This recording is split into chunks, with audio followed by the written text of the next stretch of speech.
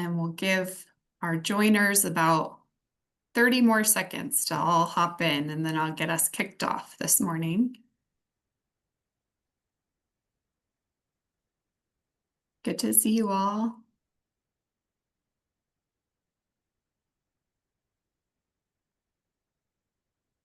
Thanks very much, Sarah. Thanks for joining us.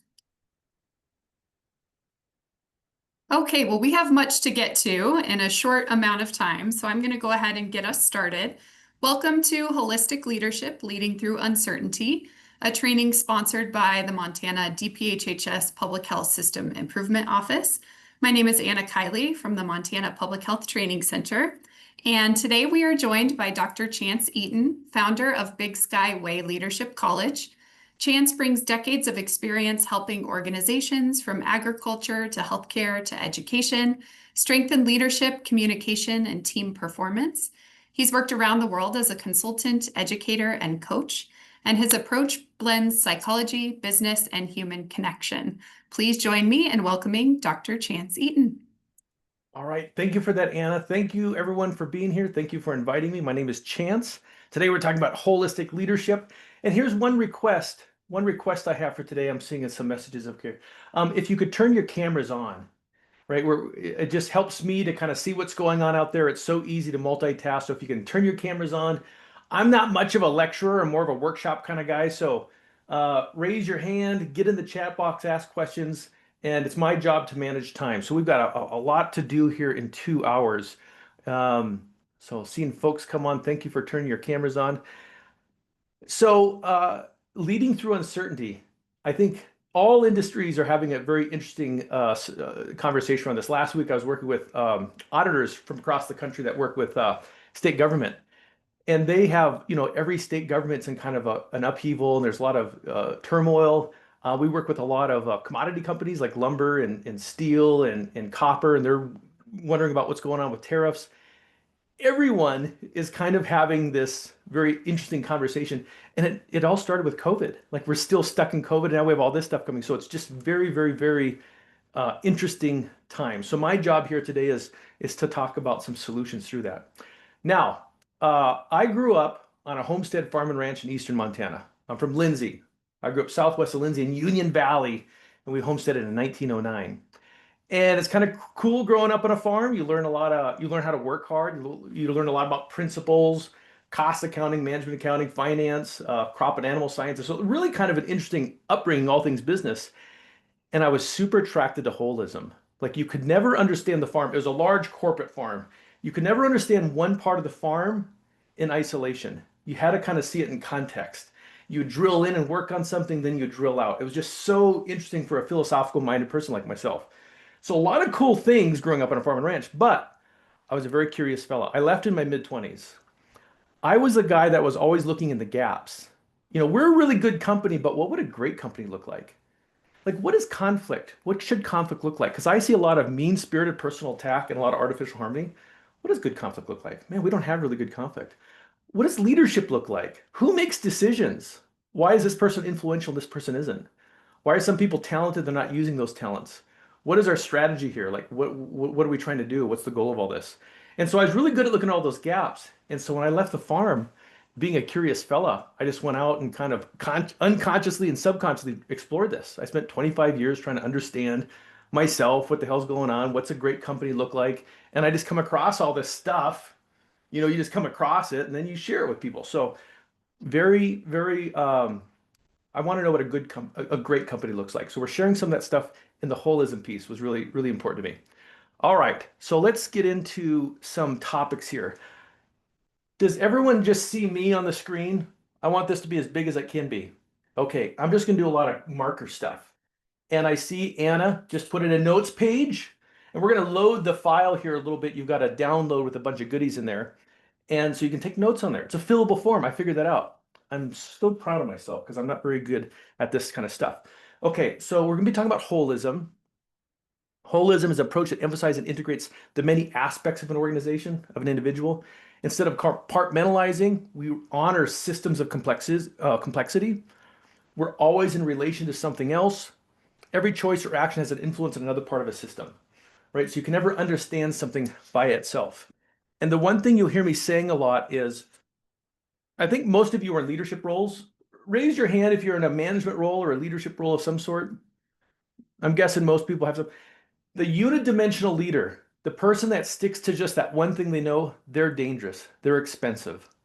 Either they're on the wrong seat of the bus or they don't have that training. So this is why I appreciate kind of this holism. It's never one thing. So Barbara's got a rising thumbs up. That's kind of fun. So let's talk a little bit about uncertainty. Okay. And then we're going to transition into three holistic concepts that I use day to day in my management practice.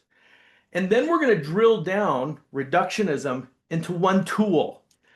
I love tools. That's the farmer part of me. We can talk theory and concepts, but we need some tools we can go use day to day in business, in my family, in my church, in my community. Okay, so we're going to leave with one tool. So let's start in that first part one, this idea around uncertainty. And let's just look at the human condition stuff. So you should be able to see my board and you can draw. If you got some paper today, just do some drawing with me. This is called a paradigm. And in the South, they call it a paradigm. Okay, there's a paradigm. Our paradigm is our model of the world. It's our map of the world. It's our lens. It's feeding in very certain ways in how I see the world. Okay, and inside my paradigm, I've got things like cultural norms. I've got things like age, race, gender. Right, I'm 49 years old. Do I see the world differently than a young kiddo? Absolutely. I'm kind of turning into a grumpy old man. This is what's happening. Gender, race. I used to live in London. I grew up in a very white rural community. I lived in London. That was a real shock to my system that flexed my paradigm. You've got your politics and religion. These are hot buttons. We're not going to talk about that today, but it explains why two people can watch the exact same program and hear something completely different. These are filters. They're guiding how I see the world. Okay. We have things like values and beliefs. A value is what I think to be important in life. A belief is what I think to be true even without evidence. So this is what's important and what are the rules for how I live by. Okay. And I've got history, right? Education, all my work experience, even my origin story. A lot of people grow up, like I've got some kind of trauma and I've got some wounds that I'm carrying around. We specialize in psychology coaching on wounds with leaders. You'd be surprised how many really high functioning leaders are using wounds to help them get there. And what got them there is not going to get them there. They get tired of it.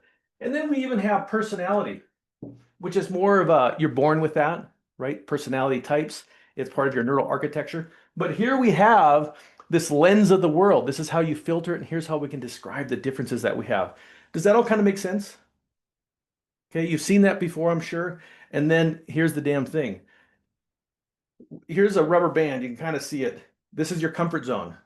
And when we stretch that thing, what does the rubber band want to do? It wants to go back to its comfort. And the mind works really hard to do that. And it doesn't care if it goes the new one or the old one. There's a whole bunch of ingredients to get there. But when you get that stretch, you create stress. Stress is an engineering term. It's that tension. It wants to go back. And so here we are. And I think, by the age of 35, most people are pretty well crystallized into their set ways, their paradigm. It gets pretty rigid. And so then we have uncertainty, right? We have things happening. I heard this the other day. Hospitals, and I don't know how they can do this, they can make loans for people's deductibles so they can cover insurance. I mean, there's all sorts of interesting, weird things happening, especially in the health field, right? We have this tension. We have these strange political environments, right? The budget's being held up because of that. And here we're disrupting our paradigms, okay? One example of a disruption is simply change. Just change is a stretch. Have folks seen the Kubler-Ross grieving cycle before? Does that sound familiar? It looks something like this. That's not a very good marker. This is from the late 60s. We've got, I'm going to call this performance from a business perspective. And down here we have time.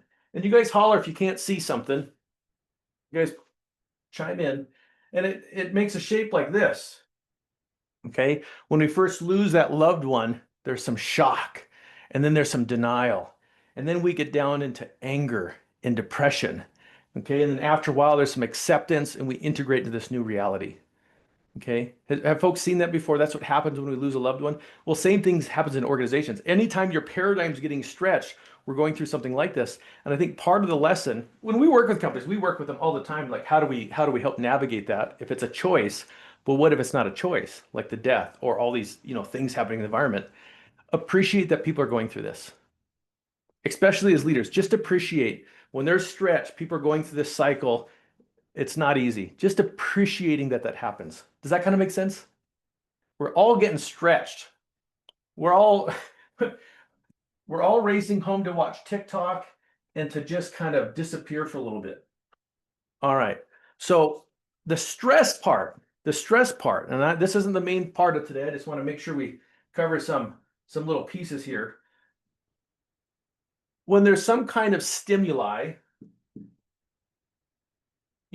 all the senses, four of my senses, they go to the top of my brainstem and it hits the thalamus. And the thalamus is at the top of brainstem, is responsible for like sensory distribution. And there's this slow indirect pathway, okay? And it's going through the cortex. Information's traveling through, some logic, some rationale, and then it's coming down here for some kind of response. Some kind of response down here. Okay.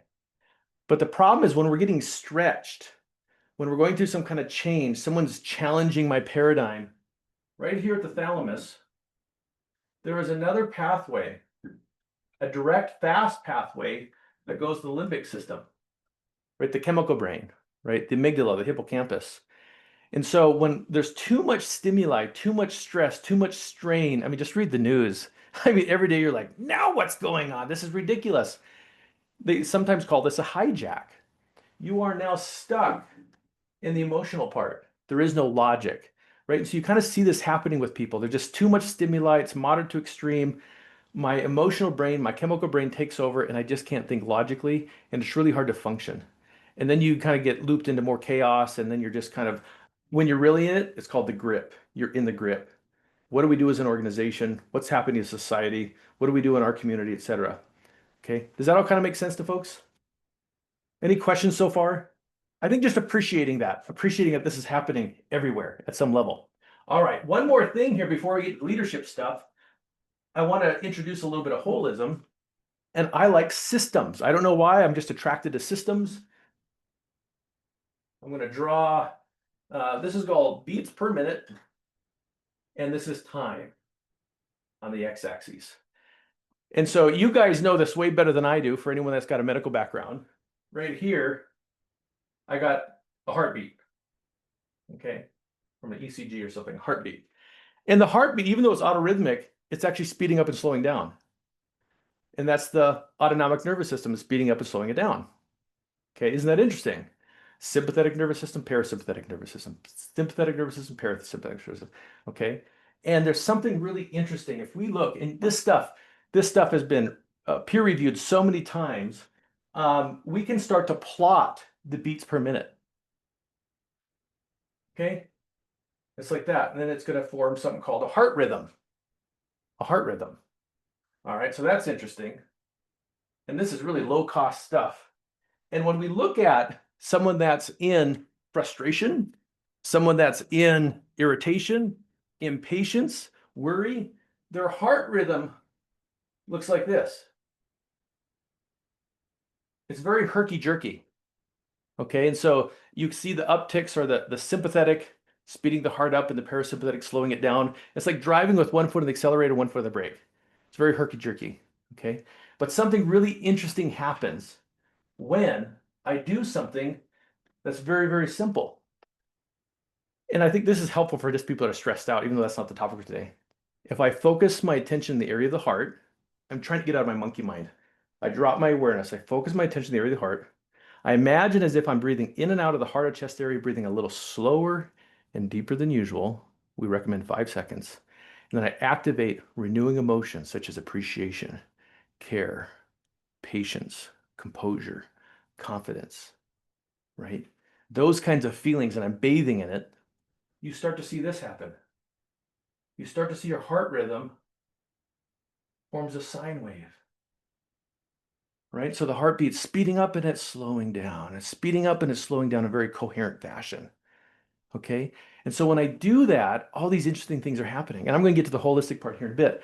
I release more DHEA, that anti-aging hormone. I release less cortisol. I have more immune fighting antibodies. I have more cortical function because my amygdala is not shutting the show down, getting more cortical function, right? I'm just starting to get coherent. And when you do it for just a couple of minutes, you feel more resilient. Those things that bothered you before don't bother you so much. So it's called heart math, right? Really simple thing. Everyone can do it. When we have clients that do psychology coaching, I make them do it 10 minutes in the morning, 10 minutes at night.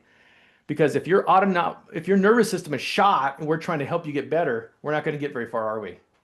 Okay. Now here's why I'm interested in it.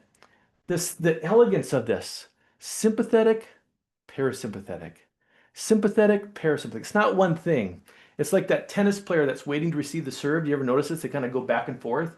They're more agile, they're more adaptable, they're ready to do something, and they're not just going one way. There's too much risk of that. And so it's not just one part, it's the two of them together. Right? There's your holism. Just like leaders, sometimes I got to be assertive and pioneering. Sometimes I have to be calm and patient. Sometimes I have to drive for results. Sometimes I have to be listening and understanding, right? Sometimes I have to be accurate and detailed and analytical. Sometimes I have to be encouraging and enthusiastic. It's never one thing. So that little system of there's something about our body that is a peak performance when we can just find a balance in that sympathetic and parasympathetic is really interesting to me. Okay. So you got a little stress tip there. Okay. Great research around it. And you're kind of getting an introduction into holism. If I see it in our biology, it must be also helpful in leadership. That's my argument. If I find it in our biology and I find it in the systems, it's got to be helpful in leadership practices. All right. Does anyone have any questions so far? Because I'm going to introduce us into our first of 3 holistic leadership concepts. What's coming up for folks so far? You can hit the chat box. You can just chime in. All right. There's tension in the world, there's uncertainty, there's a paradigm, there's change, we're getting stretched. Do something, and there's some holistic principles to it. Our first lesson here from this holistic leadership piece, you've seen these 2 words before, management, and we've seen the term leadership. Bing, bang, okay? What's the difference between the 2? You know, in your organizations and all of our clients, leadership is typically the upper hierarchy. We usually call them C-suite if they're really larger companies, or we call them senior leadership. Okay, that's their leadership. And everything below that's just kind of management. It's a lesser position. I just don't care about that crap. I don't care what you call yourself. I think that's helpful from just organizational language, but how I work holistically, I like styles. And so I'm going to argue these are both styles. And the first lesson is you're going to be looking at, and you're going to say, one of these is easier for me, one of these is harder. And I'm going to argue do both. Okay. Management is about production and inward. Okay, you can write those down. Leadership is about people and outward. So management is about getting the crop in the ground, doing the job that needs to get done. Okay. It's about planning and organizing and controlling. It's inward. We're thinking about today, this week, this quarter, what has to happen right now. That's management. That's a management construct. Leadership's more about thinking out in time and space outward. What's the logic of this? What's the strategy to that? How do I coach and develop the people along for that ride? What's that look like? 2 very different things, and one should feel a little more natural to the other. Years ago, I worked for a really good manager. He sucked as a leader. As a manager, our meetings were on time, our budget was sharp, it reconciled. Day to day, everything was like clockwork. But when we'd have conversations about, we're not actually even profitable, should we talk about that bigger conversation? We don't have time for that. And when you visited with the person, they would just stare at you like a cold fish. Right? There was no psychological safety. You're like, are you a robot? So you never felt close to the person. There was no strategy. You never thought out in space and time. It was just like here and now. They were a great manager. They sucked as a leader. Can you see why they weren't very effective? I also worked for a really great leader once who was a terrible manager.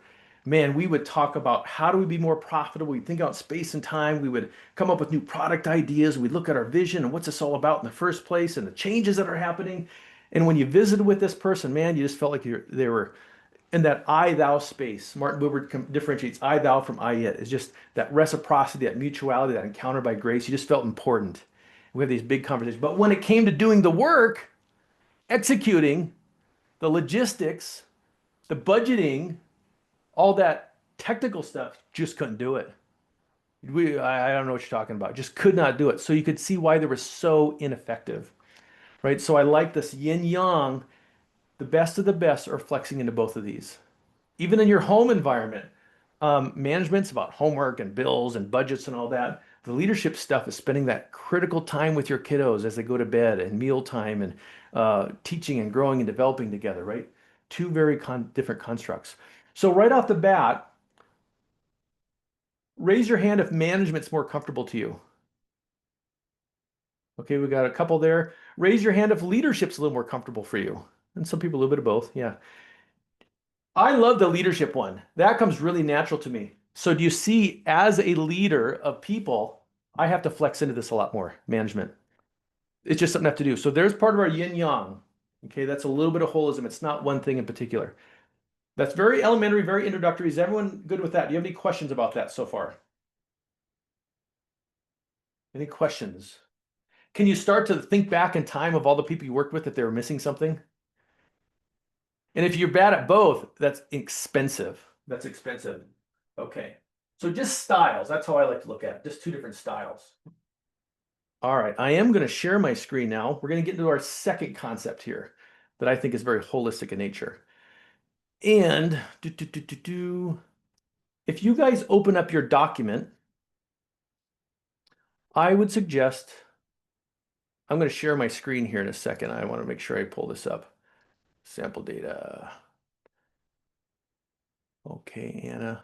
I'm looking where I share my screen and right there, share. Bebop boom. Do you see? It's loading up, it looks like. Do you guys see some data on the screen? We do. Okay, let me make this just a little bit bigger. This is something we do with all of our clients. And if you guys want to follow along, you don't have this. This is proprietary. You don't have this in your packet, but you do have a page you might want to follow along with. Oops. That looks like this. In your packets, it's this page here. It says Gallup Q12 Summary. You might want to look at the summary. We're going to kind of bounce between these two pages. Okay, you might want to have that up in a second. But for right now, let's look at some Gallup data. Who has heard of Gallup before? Who's done the Gallup Q12 before? I've heard of it. The best kept secret in the world of work. The best kept secret. It's low cost. It's going to be a game changer, especially when it comes to managing leading. And it's got a, yep, Sarah's familiar with Gallup Strengths. This is what their personality tool, like a DISC or like a Myers-Briggs. Very good there, Sarah. And the test there, Sarah, is if you know your top 5 strengths. So we're looking at some Gallup data here. Engagement, by the way, engagement is how we show up at work. There you go, Jackie. Does Jackie know we're top 5? You know, what's your number 1, Jackie? Hit the chat box. What's your number one talent? Sarah says strategic. Very good. Strategic's also my top 5. You're very good at picking things apart and looking for the most efficient direction. All right. Engagement's how we show up at work. So when I show up to work and I'm engaged, I feel physically strong, right? I have a strut. I have a strut in how I show up, right? I have vigor. I also show up emotionally. I feel connected. I feel like I'm important. I'm part of something big, right? And then cognitively, time really goes by quickly. Mahali Csikszentmihalyi came with the term flow. Time goes by quickly, okay? The opposite of engagement, the antipode of it is burnout. Who's been burned out at some point in their career? Raise your hand, right? And I had sometimes 2 hands. My boss, I'm my own boss, but he burns me out all the time. He doesn't pay well, but he lets me take a nap during the day. That's my little payback for working hard. So that's what engagement looks like. And early 90s is when this kind of construct comes alive. And then Gallup jumps into this because this is part of their business. And we're going to look at this data here. I want to break it down for you. And if there's one thing you can take away from today, it's understanding these little 12 items. So right off the bat, all I want you to look at are these questions on the side. There's 12 questions, and you have a sheet where we'll do a little tour of these. But the very first thing is the only way these became part of this survey is if they had utility validity. And I'm going to describe how they get that utility validity. So all these items correlate with, thank you, Jackie, Woo, development harmony. These correlate with profitability, productivity, customer satisfaction, retention, safety, theft. Okay, let's go look at the most controversial one first. It's Q10. It says, I have a best friend at work. What the hell is that all about? We're supposed to make friends at work? So let's talk about how they got that and why it has utility validity. And we're going to break this down. We're going to show you some holism in a bit. In the early days, Gallup is out interviewing companies, trying to understand what makes a great work environment. And they're talking, and they're also looking at like growth in earnings growth. Okay, so they're looking at some financials. And they're talking to companies, and they find out these companies have really good earnings growth versus companies that have really bad earnings growth. Qualitatively, yeah, Jack, we do a lot of DISC as well. You're an I. That makes sense. Woo, develop, harmony, believe. They line up very nicely there, Jackie. That's hilarious. When they're interviewing these companies that have high earnings, they see that people really get along well, right? Jenna and I spend time talking about football, and Laura and I have lunch once in a while, and Lisa and I are always kind of watching out for each other. It's just kind of this bond, and we seem to have fun at work, okay? So they do all this qualitative work, and then they say, let's turn it into quantitative data. So they start looking for items. And the very first item that they came up with was, I have a friend at work. Okay. And in large data sets, Laura and Lisa's of the world say, I have a friend at work. They scored a 5 out of 5. Yeah, I have a friend at work. And Chance and Anna in large data set said, I mean, not really. And we scored a 3. Then they look at outcome data like profitability, productivity, customer satisfaction, retention, safety, theft, etc. And there was no difference. So we know that question is not valid, has no utility validity. And Gallup said, well, shoot, there's something about it we found in our qualitative data. How about I have a good friend at work? And Lisa and Laura said, yeah, I got a good friend at work, 5. Anna and Chance said, in large data sets, not so much. Still no separation of the data. There's something to this. They keep coming up with questions. How about this? We do not like this question. I have a best friend at work.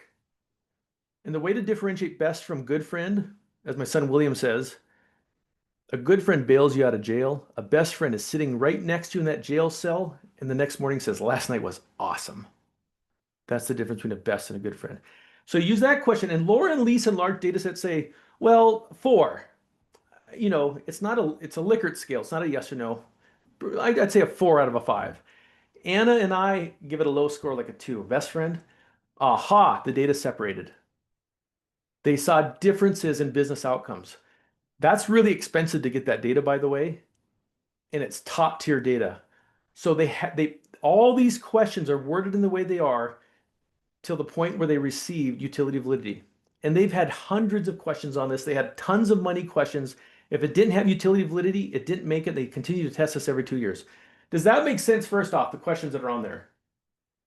So I'm not going to SurveyMonkey. Go ahead, Laura. Do you got a question? Oh no, I was just gonna unmute and say that makes sense. Yeah, just a hell's yeah. Yeah. Although I agree, I don't like that question. Yeah, and so we're going to get to it. What do we do about that question? But it had to get worded that way. Had to get worded that way. All right. So the other thing here, so we know it's not a SurveyMonkey, like let's just come up with some questions that are interesting. It has validity. Now you notice it's got a bunch of scores on it. Okay, this group had 130 respondents and they scored a 3.66 out of 5. That seems pretty good to me, right? This is called data norming, especially in public health. I'm sure there's a lot of norming that happens. That puts us in the 20th percentile. So out of 100 work groups, we're only in 20. Right? So we're not so hung up on the averages. We're looking at the database. And where I'm going with this is there are some secrets in here for you to do as a manager, and you're going to see some holism. But does that kind of make sense, that norming? So it's actually not a great score. And then not only that, if I go down here, Q1 says, I know it's expected of me at work. 130 people answered. Look at this, 4.29. Doesn't that seem like a great answer? Actually, most people score high at this. We're only in the 32nd percentile. So it makes your scores relative. The average for Q1, it's like a 4-year rolling average, is 4.5. It's pretty high. So it's probably the highest one. So there's this whole norming that goes on. So now it's kind of like a blood test. I can look through and say, where are we doing? Well, our lowest score is at work. My opinion seems to count. What do I do with that? That may be something I need to look at. My cholesterol is too high down here. My lipids, I don't know anything about, but whatever would come in a blood panel, you start to see like, oh, some of these are good, some of these are bad. It's now pointing to my team as to something we need to be working on. Okay, so does that norming make sense to everybody? So I can just look at these norm numbers and we break this down into work groups. So we have company wide, and then we have a team where Sarah, Abby, Jackie, and Stephanie and I are a team. And then we can look at our data. So that's kind of helpful. So we have a conversation like, what are we not doing here? What's not making sense? All right, here's the big piece. You ready for it? Most of the variance. So they look at all these different variables that actually drive engagement. Most of the variance is due to the team leader. Ouch. Most of the variance, Gallup says over 70% of the variance is due to that person that's managing that team, which could be a CEO managing their senior leadership team. It could be a frontline, a nurse lead, right? A nurse manager. Anyone that's leading that team, that's where most of the variance comes from. I don't tell that to employees, but I tell it to leaders. So on one hand, that's kind of scary. But on the second hand, ladies and gentlemen, you have a script. You don't get many scripts in life, do you? I haven't. This is saying when we look at the body of research, and if you're managing a team of people, this is what you should be thinking about. Now, this is hard. Most of us move into management roles. Either we're family, we've been there the longest, or we have good technical skills. I'm sorry to say this. If you're a really good welder, that doesn't mean those welding skills translate to leading a team of welders. I can be a really good nurse, a really good teacher, a really good auditor. That doesn't mean those technical skills translate to leading a team. Two different skills. Same thing when we talk to businesses. Yeah, you're really good at what you do, but now you have to learn business skill, business leadership, two different skills. And so sometimes they're not the right person on the right seat of the bus. Sometimes they just need training. And that's where I like to start. You just haven't been trained in this stuff yet. And you can see why this is kind of a hub to our work. We have certificates where we work just on this stuff. We do a lot of subscriptions with companies, helping them get this thing rolling. And so you have feedback. Now, they cost 20 bucks a piece. You can work right with Gallup and just buy it online. You can work with us to get you started. A lot of our folks keep us with for years. You go right to and get a big enterprise database. But now, every 6 months, I can get some feedback and I go to my team and talk about what needs some help. And I know some things that I should be working on. Okay, how's that feeling to folks? I'm going to tour through these real quick. Any questions so far? Just about the Gallup Q12, the best kept secret in the world of work as far as I'm concerned. Questions, comments, thoughts, ahas? All right, let's get to a quick tour. So if you guys want, I would go to your conference presentation. You see on this one page, I got a little description of each one. I'm just going to tour through each of them, give you a couple hints, and then I want to break into this holism, and I'm going to show you how Chance likes to organize this stuff on a different page. All right, Q1, clarity of expectations. It's making sure as team managers, we're really good with just clarity of expectations. What are our standards? What are the standard operating procedures? What is our protocol for hiring? What is the protocol for everything that we do, right? That clarity, being able to answer the 5 W's and how. Why we're doing this, what we're doing, where it's taking us, how we do it, when we do it, etc. Daily huddles, leaving meetings, we have clarity of what are the action items, the communications, the decisions that were made. Just getting obsessed about clarity. I'm bad at this one, so I spend a lot of time thinking about it. Even my emails, my communications, am I answering the 5 W's and how, or what's relevant? Just getting crystal clear about everything that's happening. Okay, does that make sense? All right, let's do the next one here. My little thing's showing up. I have the materials and equipment. I need to do my work right. This is simply about obstacles. It's about friction. What's not working? It might be hardware. It might be software. It might be humanware. It might be staffing. Good managers are comfortable having these kind of conversations. We're clear about what's happening today, this month, this quarter, whatever, this initiative. What's not working, ladies and gentlemen? So you need to be very comfortable with conflict, right? And we see this with clients all the time. Things get gunked up and down the hierarchy. I always envision WD-40. Where are there obstacles? What department, what process is getting in the way, getting very comfortable talking about what's not working. Are you cool with that? Cool beans. Q3, so Jackie, this is basically what Q3 is getting at. At work, I have the opportunity to do what I do best every day. It's playing to your talents. Everyone's a little different, and you'll notice this over time. Let's say I have 10 truck drivers, right? Over the road truckers. They're all doing the exact same job. They're all doing the exact same job. But I notice one guy really likes the mechanics and repairs, and one person's really good at logistics, okay? And one person's really good at kind of coaching new employees. The more I start to see these little nuances, I want to start to bring them into the fold. So when I go buy new trucks, I want that guy that says, here's why I think we should use Cummins engines to the cat's chance. When we're onboarding new employees, I want to lean on that person. Are you on the right seat of the bus?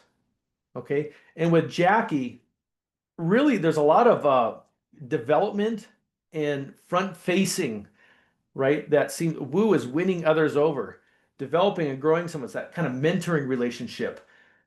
You know, we all need conflict, but you're really good at making sure we can move through that conflict and find this kind of peace between us, strong conviction in what you believe in the world, and this general kind of cup half full attitude, right? I want to put her in positions and have conversations with her. Where are you going to thrive the most? Jackie, you need to manage your weaknesses, but I want you to play to your talents because I don't know where your upper limit is. Okay. Most parents want to put all their effort into helping their kids out where they struggle the most, right? My son was bad at math, and he's never going to be an engineer. He's never going to work for NASA. I need him to do okay in math. I need him to manage his math. Let's at least pass math. But this kid, Ann and I were talking about this. He's in Missoula at the university. He's English literature. That kid, when he was young, would love to read.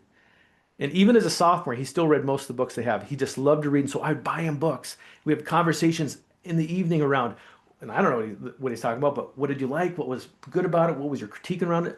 I'm identifying where his shoulders are broad. And when he leaves the house, someday I want him to know where he's weak, and I need him to know where he's wicked smart. Right? I want to play to Jackie's talents, and as often as I can put her in positions where she's going to thrive.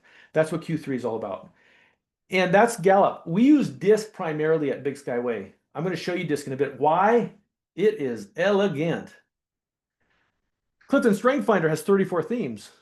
It's kind of hard to remember. Myers-Briggs has 4. Kind of hard to remember. DISC, there's only 2 dimensions. It's really elegant. It's got a really nice body of research, and it just rolls off the tongue.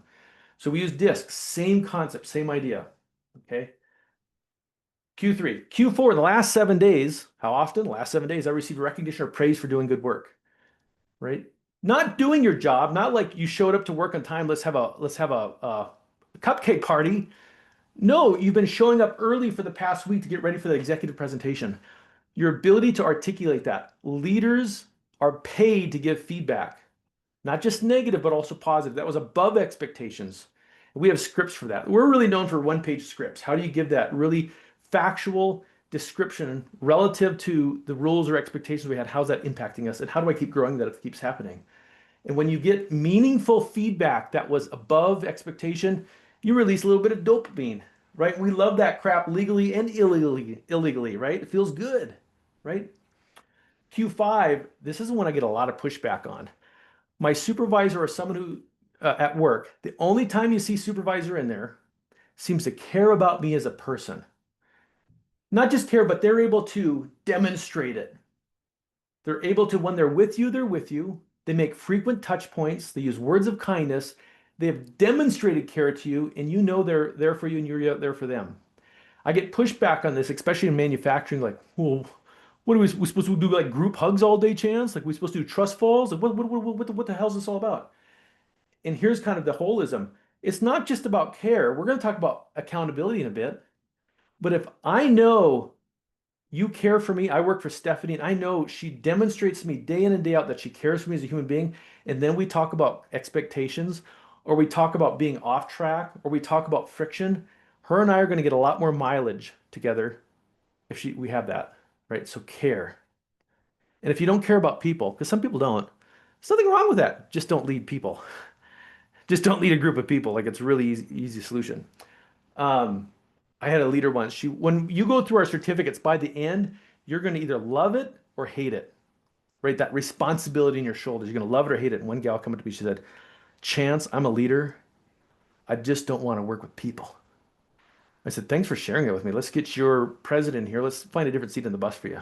And she said, but I still got to keep my leader title, right? Because I was in the top 20 under 20. I get to keep my title, don't I? I was like, I don't care. I mean, we can beef your title up if you want. How about super leader? I like the sounds of that, right? That's just the easy solution. Q6, this is my favorite one. There's someone at work who encourages my development. This one's about coaching.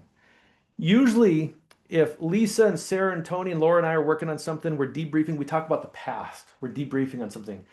Part of the research says we need to talk about the future as well, right? The future. So when we're debriefing and coaching people and helping them, we want to talk about the past. Think of, have you guys, well, it's snowed here. I live in Helena in Montana City. When you're stuck in the snow or stuck in the mud, do you know how you kind of drive forward and then you drive backwards? Forward and back. You're trying to get out of the mud.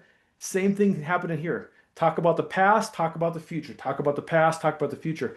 So we're debriefing with Laura, Lisa, or what's worked, what's not working, high points, low points, where do we have some obstacles? Let's kind of get it up to track. Or I have some feedback for you. We're talking past.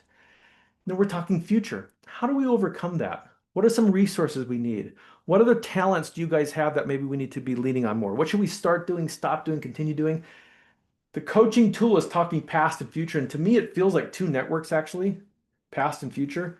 But that's a huge tool, be coaching and mentoring people and developing people, not just the past, but also the future, what we're missing. Okay, that's Q6. Q7, at work, my opinion seems to count. People are more likely to buy into anything when they've had a chance to weigh in. There's your psychology hack for today. People are more likely to buy in when they have a chance to weigh in. Reasonable people do not need to get their way, but they want their opinions to be heard. They want their voice to be heard. They want to know that they're important. And leaders in the room, you get to make the final decision. So sometimes you need to shut your mouth. Let people have conflict, debate things, get a lot of things on the table, right? You'll get to make the final decision, but people want to be heard and you need to allow for that. The great Stephen Covey, Dr. Stephen Covey's passed away some time ago, but he said, seek first to understand and then be understood. You still need to speak with courage, but you need to allow their paradigm to be entered first, get their point of view. Q8 is about mission and purpose. Okay, what's the cause? Why do we show up at work? Public health is an easy one. And good managers keep that conversation going. They're saying, here's how your department helps this department, is how we help our community. They're always bringing up why we show up every day. Q9, I love this one. This one's also about feedback. Are we doing quality work? If someone's performance is below what was expected, you are paid to give feedback. Do you see how Q4, positive feedback, and Q9, negative feedback, are brothers and sisters? They're siblings. You're paid to give feedback. And a lot of leaders struggle with this, so we give you scripts. We give you scripts of how to have that quick conversation. Sometimes they're 2 minutes. If it keeps happening, then HR is involved. We have performance improvement plans, progressive discipline. Q10, the dreaded I have a best friend at work. The secret here, Laura said, I still don't like it. The secret is, what do I do as a manager? I create opportunities for people to get to know one another, and I let human nature take over. Right? We want to have fun. It's a lightheartedness, right? One piece of research I track every year, and it doesn't change much. It's the probability of someone dying in their lifetime. It's really high. It's like 100%. And it's always 100%. None of us are getting out of here alive. That's a fact. That's an existential given. So while I'm doing important work for the public health of all things, let's have a little fun. Let's take our work serious, but let's not take each other so serious. It's that lightheartedness. It's that relational piece that we forget all the time. Q11 is about, in the last 6 months, someone's talking about my progress. One of my pet peeves is waiting 16 months to find out how I did last year. Why am I waiting 6 months? 16 months? This is ridiculous. It's being able to step back, and I have one-page worksheets for all this. Kristen, we're going to step back and break your job into many little buckets, and we're going to have some very clear expectations of what success looks like for you in your role. And then I say once a quarter, you and I are going to sit down. I'm going to have you score yourself. Tell me where you think you're at. And I'm going to tell you where I think you're at. And we're going to score that. And we're really going to identify some areas where you're just killing it and some areas you need some help with. And it's going to be a really fun coaching conversation that has a performance component to it. What I do, I'm paid for performance. I roll all my quarters ahead, and there's your score. I like to score stuff. And if you hit some threshold, there's a bonus. And then the last one, the last year I've had opportunities at work to learn and grow. This is about your growth journey. The growth journey, an individual development plan. It's asking Sarah, where do you see yourself in the next year, 3 years, 5 years? And not everyone wants to grow all the time, which is, I really want to get better at this little thing. I've been getting better at it. I want to understand how to use this software, or I'd like to move into this role the next 5 years. Where do you see yourself in the next year, 2, 3 years, 5 years? It's just always kind of casually having that growth and development conversation. And my job is to coach you along the way and give you the resources. Does that make sense? There's your tour. Okay. Any questions about that? I'm going to show you how I organize this. Any questions about this? Chance, I have one real quick question. When looking through these questions, I can easily see a leader and manager's role in supporting all of these with one potential exception. And I'm probably not alone in this in a university system. But question 2 sticks out to me with respect to materials and equipment. I need to do my work right. What kind of feedback do you have for managers when some of those things are somewhat outside of our control, like we're in a system greater than just our team? I'm Yeah. talking about, software and some of those things that are bigger than just our team. Let me rephrase that, make sure I got it right. Any of these, what if it's something outside something we can control in our group? And the university is great. It's just like, let's say I'm your manager. I don't get to say, yeah, we're all going to Apple. And the university says, well, we don't do Apple, or we don't do that software. So part of the job, let's say I'm the leader and it's Kristen, Abby, Jackie, Sarah, Anna, Jenna, and Stephanie and I, and you bring up these problems that we're having with software, and you guys even have some recommendations. My job is still to take it up. I'm paid to do that. And then I need to make sure I get an answer and I can come back to you. We don't get everything we want, but a great manager comes back and says, it's the 5 W's and how. Here's why we can't do it. Here's what we are doing. Here's why we're deciding on that. What's a workaround in the meantime? Or Anna, you've made a great argument for a piece of equipment. I can't say we're going to do it this year. What's the workaround? But I want to put that in our budget for next year. You did a cost benefit for me. I'm going to move that forward. So the team can only work on things that we can control. But I just got some feedback from you, Anna, from this Q12 conversation. Everyone's having trouble with this piece of software. Thank you for that. I'm paid to make sure we get some answers. And there's your WD-40. A lot of times questions go up and they get stuck. Or I say, Anna, I don't have time for this crap. It's not in the budget. And I walk away. That is an excuse. It's just not in the budget. My job is to be involved and talk about that. Does that make sense, Anna? Yeah, it does. Thanks so much. Very nice question. Can you repeat the 5 W's and 5 W's, Sarah says? Absolutely. Why? I usually go in an order. Why? What's the problem? Why are we doing this? It's really good for change management. Why are we doing this? What is the solution? What are we going to do? And sometimes, I don't know, we're learning from the team. Where is that going to take us in the future? What is the positive outcome? Where is that taking us? And then when's this happening? Who's involved and how's it actually getting done? 5 W's and how. And I don't use all of them every time, but when I'm writing an email, I'm kind of like looking, am I covering most of this stuff? That's helping with clarity. Great question, Sarah. Great question, Anna. Is everyone else good? All right, let's lower this thing. And let's bring up this other document. Now, Chance, this is the farmer in me. Do you see how I like to? Gallup organizes it in a very particular way. Do you notice what I've done here? These are the management ones. Clarity of expectations, talking about obstacles, feedback, positive, negative, evaluation. Some of those Chance needs to get better at because he doesn't flex over there, right? I can't be unidimensional. Okay. The leadership ones, outward and people, mission, care, opinion counting, etc. Do you see? I'm just trying to learn to flex. And after 3 years, you start to learn this stuff. Okay. Is everyone cool with that?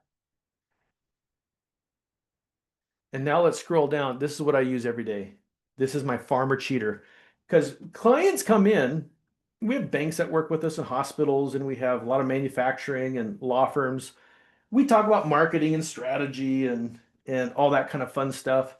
But when it's managing teams of people, which is the most requested topic, here's my cheater. Here's the grandparent. Do we know what mission and purpose is? My job is to incorporate that from time to time. Every time I do a tactical meeting, I take 1 minute to remind people why we're here and what we do. Okay, there's the grandparent. What's our purpose? What's our cause? So I'm looking for opportunities to bring that in. And then in my box here, this is performance management. Q1 and Q2 is mom and dad. What does success look like? For Tony's job, what does success look like? What's a good outcome? Okay, or for this initiative that Sarah and I are on, what is a good outcome? What is the objectives for this? And then talking about friction, what's not working? That's mom and dad. They're running the show. And now look what I have here, a Gaussian distribution. It's a bell curve. Most data is going to cluster to one standard deviation, right? And I just think in really simple terms. I have a 1 through 5. Most people are doing 3 work most of the time. Okay, I'm working with Anna, and for this whole conference, we're outlining what does success look like, the details, what are the objectives, and if she does it, that's 3. She's doing her job. We're talking about friction and obstacles along the way. That's good. That's great. Just doing your job doesn't deserve like a cupcake party. Q9 and Q4, when Anna does something that's above a 3, we talked about these objectives, but you had this much participation. Your communication was a lot better than we had expected. You deserve feedback. We're paid to give feedback. In a Big Sky way, we have very particular scripts we give people, so it's really, really helpful. If it's off track, like let's say we started too late and Anna never tested things and et cetera, that deserves a conversation. I'm paid to give feedback and get her back on track. Okay. I'm doing this with my kiddos. Hey, I asked you to wash the dishes, but you guys, you re-roof the house, you re-sheetrock the basement, you milk the cow, you slaughtered the neighbor's hog. It was not the right hog, but you slaughtered the hog. Look at all that great stuff you did. I'm giving them really meaningful, helpful feedback. So here's how it's impacted me, the family. Or Q9, I asked you to do the dishes. Instead, what you did is you threw a party. And now there's more work for me. Here's the facts. Here's the expectations I have. Here's the impact. I'm paid to give feedback.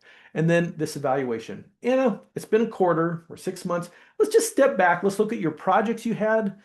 Let's outline your little job buckets. And let's just talk about how it's coming along. And I want you to score and I'll score you. And you're going to come out of this meeting knowing where you're really killing it and where you need a little bit of help. Does that make sense? That's Performance Management 101. That's how I use this thing. This is my cheater. But there's also some other pieces. There's a human part here, right? Care, listening, and relationships.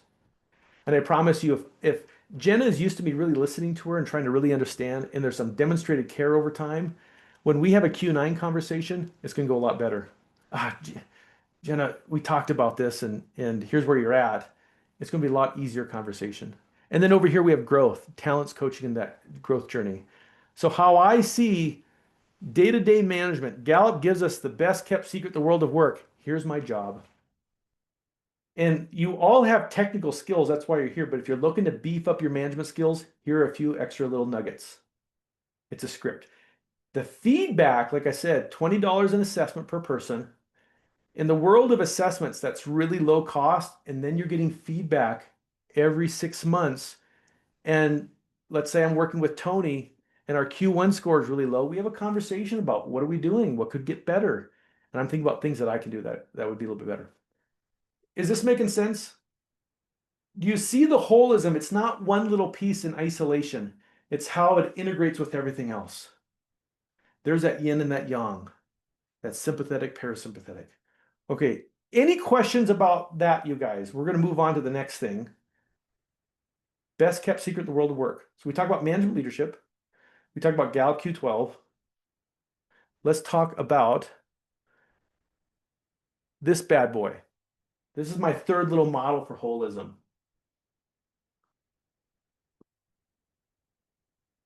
All right. I don't see any questions coming up. Down here in the bottom right, there's my Gallup.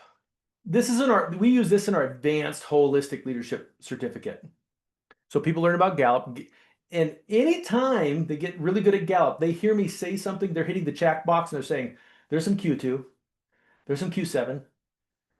I want them to learn that language. I had a CEO once at a company and they had some obstacles and someone left and they didn't have access to things. And the CEO said to the employee, he said, Stephanie, time out. You and I are having a Q2 conversation. You see that?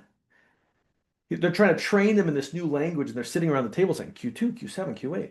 So this is happening all the time. And then, love this assessment level. Good job, Kristen. There's a million personality assessments. We're certified in a ton of them. The reason we use DISC is it has validity, good reliability, and it's elegant. Okay. And by the way, I can scroll down a page and there's some little tidbits on different styles. And so how do we know what someone's DISC style is? We have a homemade version, but we also use Wiley. And that way we can all look at each other's DISC scores. And you're going to learn about self-awareness and how other people are, etc. And if you've never done it before, you can assess yourself right now kind of in a casual way. We have the y-axis or the vertical axis. Am I more fast-paced and outspoken or more cautious and reflective? Answer that in your head. Am I more fast-paced and outspoken, more cautious and reflective? I'm kind of middle in that continuum. Okay. And then we're going to go horizontal. Am I more warm and accepting? That's on the eastern side. Or am I more questioning and skeptical? Am I more warm and accepting or more questioning and skeptical? We do both, but we tend to gravitate to one a little more than the other. Okay. Now, when you put those two together, you should have an understanding of where your DISC level is. And of course, when you take an assessment, it has adaptive testing and all that kind of stuff. I happen to be an SI, and I have an action tail. Okay, so let's just think about holism for a second. It is so easy for me to be collaborative. Let's have a conversation. Let's sit down and talk about this. And I'm a really good listener. That comes natural for me. And I'm very encouraging, enthusiastic. And I'm kind of pioneering. I always got these little interesting ideas, right? But what if we have some low performers on the team? Or we're not driving results? I'm like, ooh. Remember I said the unidimensional leader is a killer. If I live here, I'm pissing other people off and I'm not doing a good job. I need to own this. This is where I'm wicked smart. But I need to also drive results, be resolute from time to time, be accurate for me to be more holistic. And so what I'm doing between every stimulus and response, there's a gap. I want to open that gap and say, oh my gosh, I have choices to make. What does this situation call for? This employee is a D. I need to step back and not just react and say, why don't we define the goalposts and you go for this? You own this because that's what they want. Or I think I have an employee right now, they're CS, and they like to do things the same way all the time and build processes.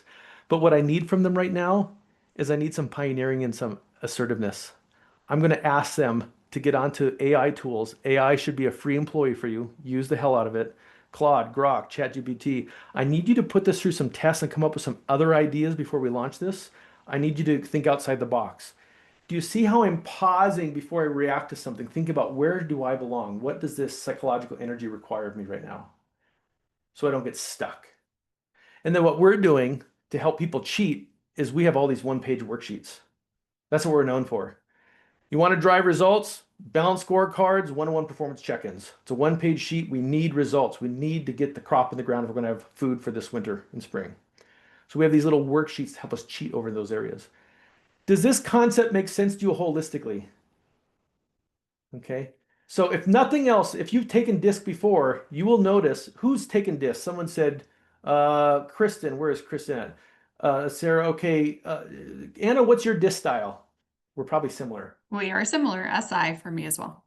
Yeah. Do you notice this language, affirming, collaborative, that kind of, and you and I probably like to come up with solutions. We're not that good at finding what is the core problem. We're going to get into some conflict and find the real issue at this. And it's going to be a little bit of a debate. That's not as comfortable. But as team leaders, we have to facilitate that conversation, right? Who else raised their hand? What's their DISC style? Sarah, what's your style, Sarah? A strong I. I'm a strong I. My wife is an I. Like strong I. Everything else is much lower. I think S is my next highest, but yeah. And my wife is always energized, has tons of ideas. She's super fun. But when it comes to the details and the decision making, I'm the one that has to flex over and say, we raise sheep. I don't know if that's a very good idea. Let's look at some data. And you're like, what a killer of all the momentum. Okay. Yeah. I noticed that I really have to be intentional in those, and really I work hard to try to bring in that D when I need to. So Absolutely, Sarah. And that's part of holism is this is my talent. It's a God-given gift. My shoulders are broad here. Never lose that. But from time to time, I have to look at the team and say, does this require a little more analysis? Does this require a cost benefit? And so that's why I have all these tools. These are little tools to help you get down over there. Okay. Now in the research, where did you go there, Sarah? We know when Sarah scores high in I, she'll also score relatively high in ID and DI and relatively high in SIIS. Here's her comfort zone. Not as strong. She should still score pretty decent in S and D, middle scores. But when we get to C, we should start to see some low scores. Those scales correlate with one another. And this is the validity. It's called multidimensional scaling. So we can say with some confidence in large data sets, Sarah is good in these areas. That comes natural to her. But we can probably predict that she's not as accurate and she has to flex into it. So what a great development tool, right? And when I talk to C people, you're like, hey, it's all going to be great. And they just want facts, the details. They want a worksheet. Kristen here says, I'm an SI likewise, almost in the middle in shade and D with little to none. Yeah, yep. And so you get, when we do disc with people, you see the raw data. So you can see where they score. And then you can see everybody. I can see Anna on my platform like, well, no wonder we get along so well. No wonder we're speaking the same language, right? And Sarah, I kind of get along with her. She's really positive, but sometimes just too positive. I said too positive, right? Okay. Is everyone understanding this holistic argument I've been making? Okay. We're going to dive into, remember I like holism and then reductionism. Let's dive into strategic planning. That is a particular tool we use with people during chaos. We want to slow things down and look at the facts. Okay, so I'm going to show you real quick. I'm going to be looking at this page here in a bit. So get ready for that. So as I review what we've talked about, there's uncertainty. There will always be change in the universe. You know, just at my age, I'm 50. You know, in the whole 2000s, there's just been a string of things that make us trust the workplace less and less. There's all these things that are happening. There's always going to be change. There's uncertainty. It stretches our paradigms. Heart math, it's a great little tool. It's going to build your resilience. But that taught me, even our internal systems have this, our internal systems have this back and forth. It's never one thing. And I love that back and forth. I love that yin and yang. And that led us into management versus leadership. That led us into Gallup, right? It's never one thing. It's all these things in combination. There's data to go with it. And lastly, the DISC and starting to see what is this requirement. We have choices to make in life. So there's our holistic argument. Now we're going to deep dive into one tool that's great for uncertainty, and it's called strategic planning. Okay. Is everyone good so far? Any questions? Anna just uploaded the document again. This is a great time. This is a great time for, I was going to say a dad joke, but I don't know where they're at. This is a great time to get some paper out. If you've got some extra paper, let's get that little pen and pencil out, and we're going to use a couple sheets of paper. And before I go on, who's done strategic planning before? Raise your hand. Okay, I'm going to show you a method that I learned from corporate education. I worked for some people that came out of Verizon that did this really well. So it's all my understanding of this, putting it to a farmer version, right? I'm not that smart a guy. I like things that are real simple and I can use and get some results from. So we're going to just review this, and then we're going to do one in a second. And when we do one, I'm going to have you take a particular perspective. If anyone is like the head of their public health, take the whole system. You're going to take the whole enterprise. But if I'm just part of a particular department, I'm going to give you permission to just do your department perspective. Okay. And you could even use this as a personal perspective. So let's just walk through the concept here. I always start at the very top of this with focus, cultural DNA. And I'll show you what that looks like. We want to stay in alignment, right? Some companies don't know who they are or what they stand for, and then their strategies get really off whack. We want to remember what kind of company we are, what kind of organization we are, what we believe in, what our strategy is, where we're going. That keeps things in alignment, okay? And then this next step, I want to go look at the brutal facts. The brutal facts. I want data, numbers, the realities of what's going on. the threats that we have. There's a lot of unknowns. I want to put that down on paper. What are some things we're actually weak at? Where are we kind of smart? I just want to get the facts down on the paper. Now that I have all this data, I need to prioritize. Sarah, TOWS is SWOT in reverse.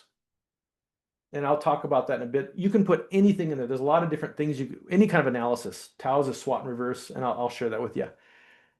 When everything's important, nothing's important. I have commonly worked with a client and they bring me into their boardroom. They've got those posters you write on, all over the room. They say, welcome to our strategy room. These are our strategies. I was like, holy crap. And everyone's got their own job still, right? They're all working 40 to 60 hours a week. They're like, yeah. And welcome to our strategies. Like, there's so many of them. What were they last year? Same thing. 2 years ago, same thing. Are any of them getting done? Not really. Right? When everything is important, nothing is important. What do we say no to? It's this art of saying, what's important this year? What's important in 1 to 3 years from now? That might come to fruition, might not. What's important 3 to 5 years and 5+? I'm starting to prioritize, right? And then I execute. My uncle, Dr. Ed Eaton, he was our mechanic when I was on the farm, and he would say, Chance, a good idea is worth $1. Implementing a good idea is worth $1 million. We got all sorts of good ideas out there. Can you execute? Can we get it done? In fact, when we do CEO performance reviews, one of the criteria in our algorithm is, did they get their strategies done? Okay. And they say, we picked 5. Well, that's probably too many. You didn't get them all done. Maybe you should have picked 1. Okay. Can we execute? Does this theoretically just kind of make sense in your head? Okay. We're going to walk through one of these. And let's say, I think this is helpful. There's a lot of stress going on. My kiddo's mama, her husband just got furloughed. Okay. And then some of those people that got furloughed just lost their job. What if you're really in a pickle? Remember COVID? I remember we had like $100 grand of contracts sitting out there, and a lot of them were signed. And then one Wednesday afternoon, everything disappeared. And we're like, well, now what the hell are we going to do? Right? There's just stress in the system. If I was working with a human being, just a human being, I'm working with just Tony or just Sarah, just Abby, I would say, Abby, your cultural DNA, your DNA, what's your personality style? What's important to you? Why do you exist? What are your values? I want to know who you are and what's important to you and your family, etc. I want to really peg that down, because before we move on, I really want to know what's important to you. And then we look at the brutal facts. My husband got furloughed. Here's what our safety net is. Here's some opportunities. I've applied for 3 jobs. Here's some more threats that might happen. Let's just get all the facts out on the table.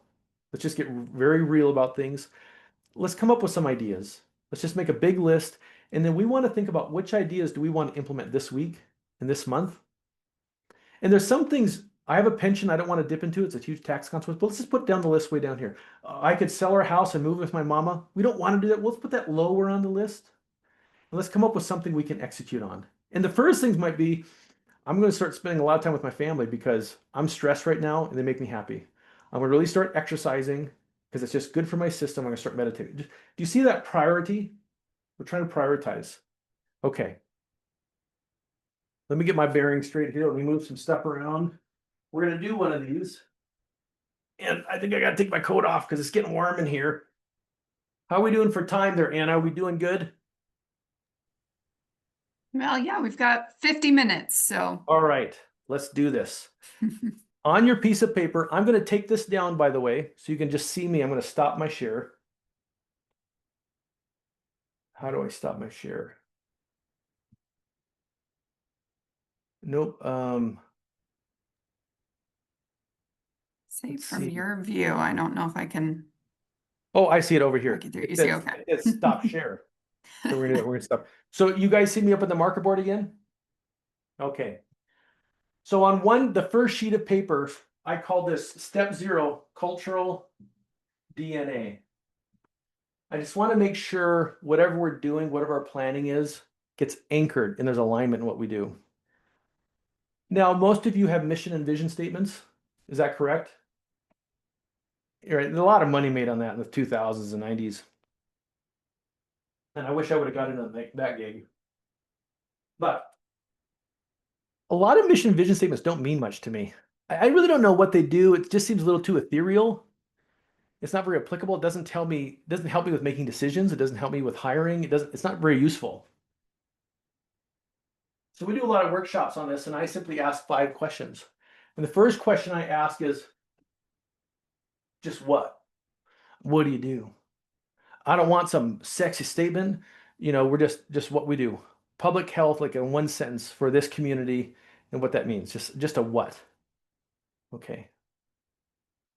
The second question I ask is, why do you do it? What's your cause? Why do you show up every day?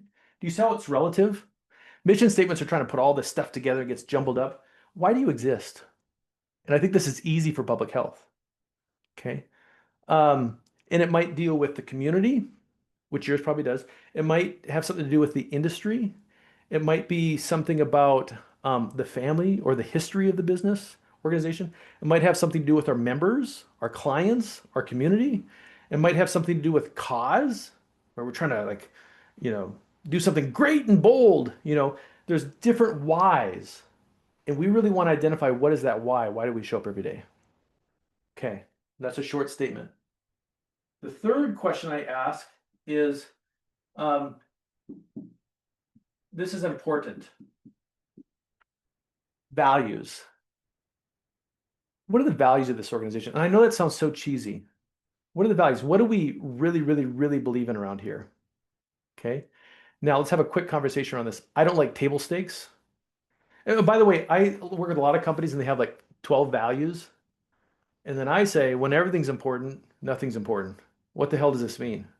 They don't know. They can't even articulate them. I don't want table stakes either. We believe in service, integrity, and accountability, right? To be a professional in the year 2025, you have to have all that stuff anyway. Those are table stakes. Just to play the game, you have to have that. I want to know, what is the DNA of this company? What is actually really, really important? And I like 3. You can go up to 5. In Jim Collins' research, he found companies never went over 5, but I really want 3. Okay, and I'm going to show you how this is a living document a bit. Okay, and I want some articulation on what does that mean to you. And I really don't want table stakes because no one knows what that means. So I'm not inventing them. This is what we want to be. No, this is who we are. Can you imagine if I'm sitting down coaching someone through chaos and I say, what are your values? And they say, family. I was like, you mean your parents and siblings? No, my family. I was like, but you don't have a family. Someday I want one. So how can that be a value for you?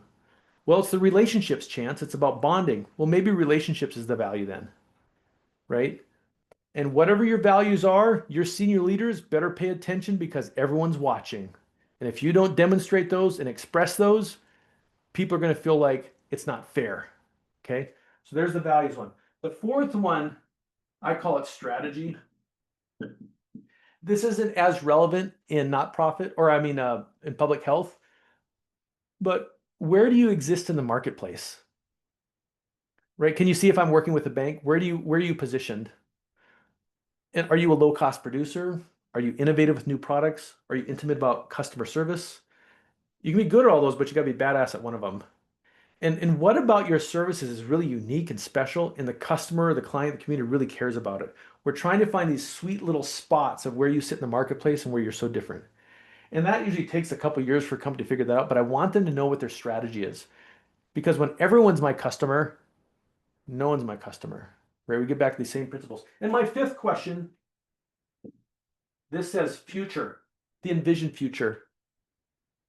Right, a lot of our vision statements say stuff like this, but I want something, as Jim Collins would say, a big, hairy, audacious goal. Where do we see ourselves in 10 years, 20 years? Big, hairy, audacious goal, right? So certain community public health metrics are at a certain place. Do you see how that guides us to some kind of outcome? Right, it's guiding us towards some kind of outcome. I want that envisioned future. So you see mission and vision is kind of flirting with this stuff, but it never really gets to the heart of it. But I want a big, hairy, audacious goal.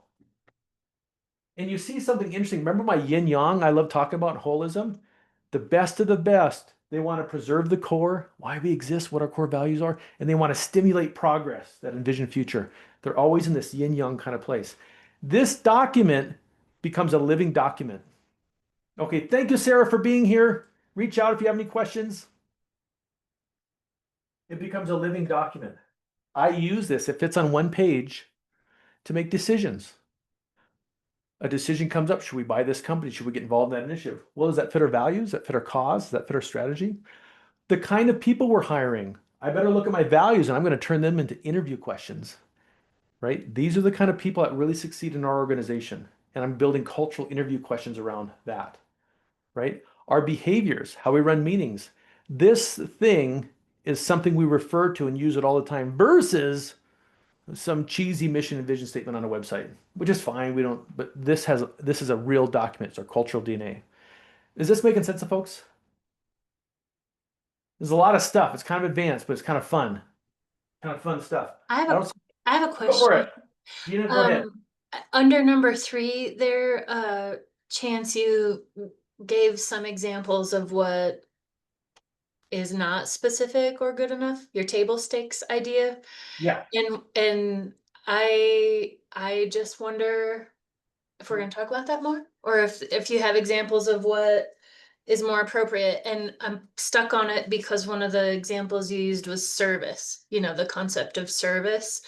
It's like everyone has to have that. When I think about the core values of our health department, that's one of the words we use a lot. And so I'm wondering if there's something else we should be thinking about that's more specific or more intentional. Yeah. So service can absolutely be one, but you want to give some articulation around it. What does that mean? Why is that the core of who we are? So service can be there. The number one value is customers are number one. And pretty much you should go look at how many Fortune 500 companies say that, and they don't mean it. So whatever you pick, you better be really serious about it. And I like that little 2 or 3 sentences after service of saying, this is what it looks like for us. And if you want to get really advanced, is it Gina or Jenna? Gina. Gina, if you want to get really advanced, you can turn those into rubrics and say, here's what a 3, remember my bell curve? Here's what 3 service looks like for us. And I have some language around that. Greeting the patient when they come in and how we greet them. A 5 looks like this. That's purple cow stuff. That's outstanding. A 1 looks like this, right? We grow cattle, but we have llamas in our pasture. Something's way off there. You can even turn it into a 1, 3, and 5, and this is what we really mean by it. So yes, you can use service. Here's an example of Atlassian. Open company, excuse my language, no bullshit. Right? They have very particular language around how they do work, and it's embedded in the culture. Does that make sense? So yes, Gina, you can use service. You just want to articulate it. Yep, that makes sense. Thanks.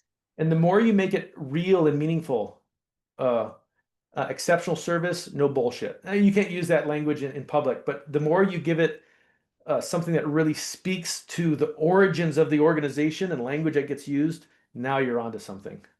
And if you can whittle it down to 3, that's great. Gina, that's a fantastic question. Okay, I'm not sharing right here. I'm still on my board. Let's do some step 1, and that is the analysis, the data. Okay, and we're going to do some metrics, KPIs. So on your second sheet of paper, the first one was cultural DNA. The second sheet of paper, we're going to draw a rectangle. Okay, and it's going to have 4 quadrants. This, by the way, is called a balanced scorecard.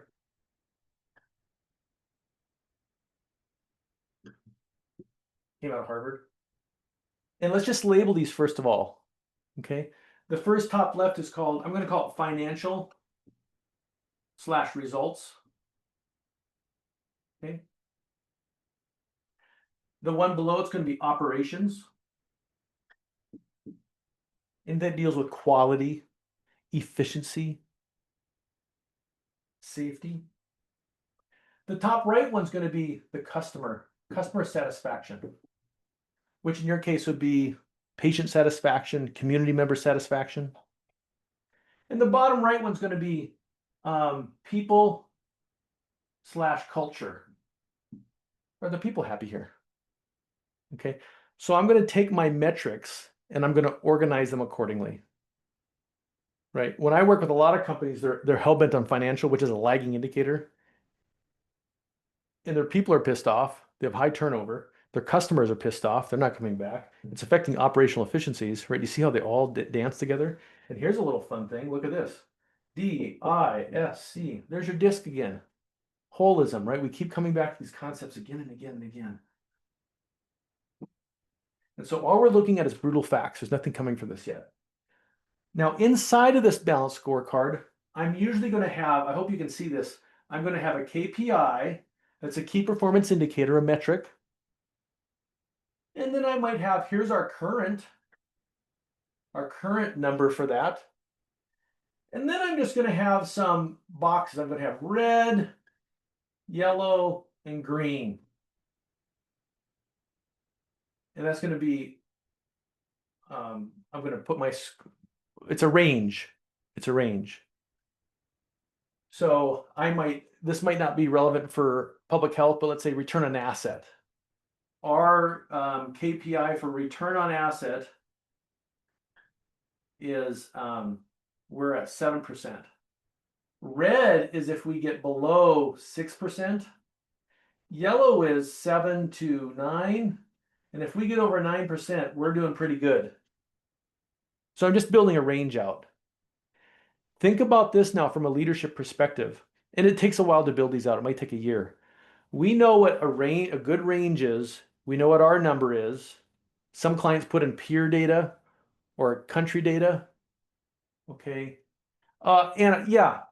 Thank you for that. Jack, can you repeat the 4 financial results, customer, operations, people, culture. Very good, Anna.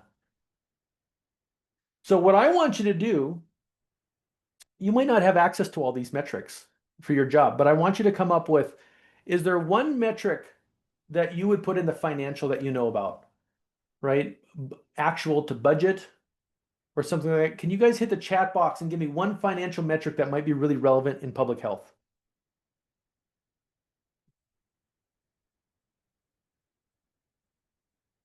What's one metric that's really relevant in public health? Immunization billing, you mean like account receivables? Yes. Yeah. And so what would be, do you keep track of it, Lauren, as a days? Not so much days, I would say, because our billing is so limited in public health. It's pretty much immunization and like family planning services.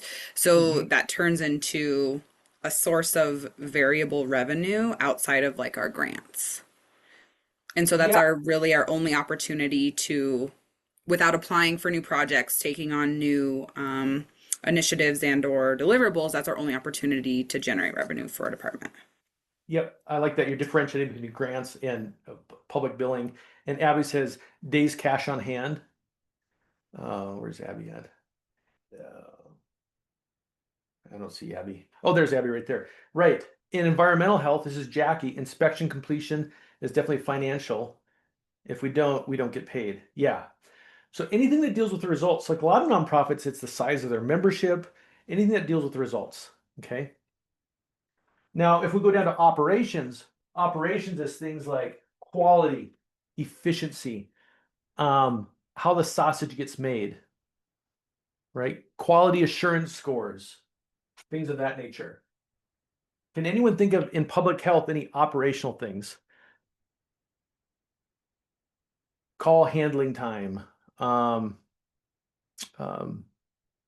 employee task completion rate, or anything that deals with what's the quality of how we get this job done? The details, when you look into the mechanism. Task completion rate, Jackie said. Maybe if certain initiatives are on track.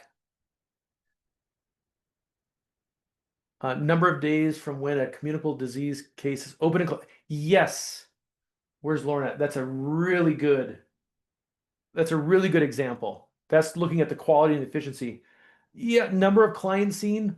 Yeah, and do you see sometimes I'm like, is that a result one or is that an operational one? Doesn't matter. You'll find a spot for it. Really good. Do you see I'm just getting all the brutal facts down? And if I have peer data, the size of our community in Lewis and Clark County relative to per capita, anytime I can compare and kind of see where I'm at relatively is really helpful. Okay. Yeah, Kristen, caseload full or not, perfect example.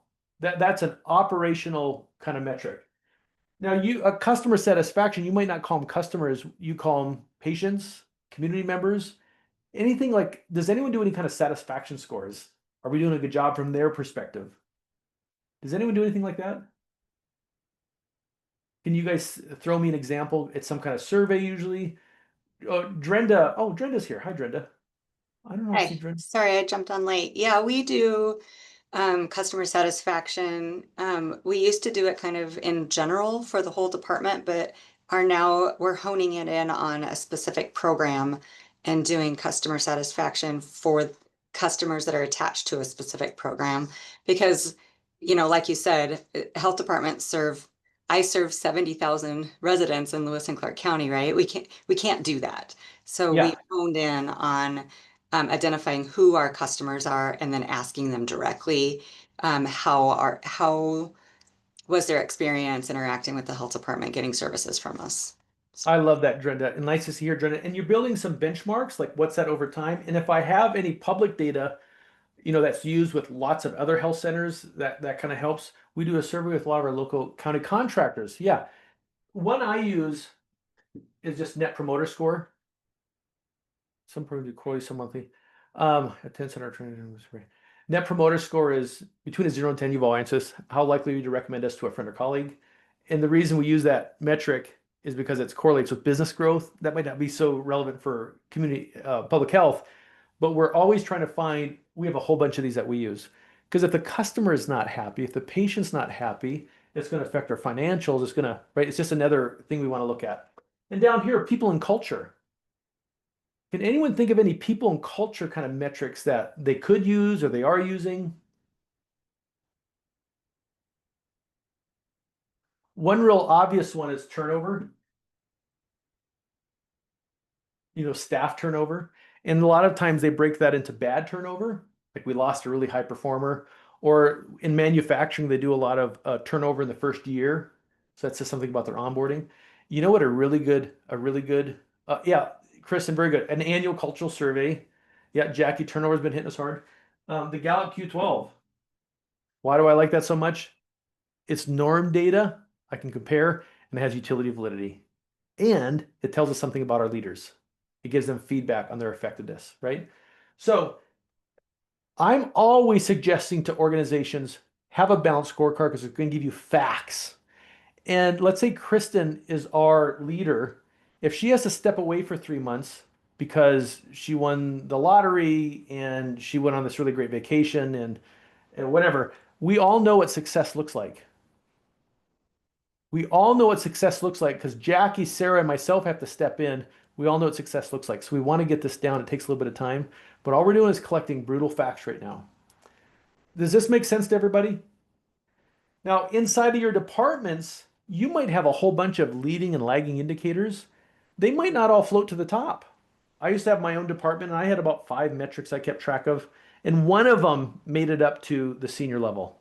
But my department, those 5 metrics were really important. So always be thinking about KPIs. It really hits Q1 of the gap, Q12, right? Clarity of expectations. I'm going to set this aside. Is everyone comfortable with this? Collect data. Very much a C disc style, isn't it? Facts, data. All right. We're just collecting brutal facts. All right. The second thing we're going to do here is just called a SWOT analysis. Super common. People make fun of it all the time. Who's done a SWOT before? Raise your hand. All right.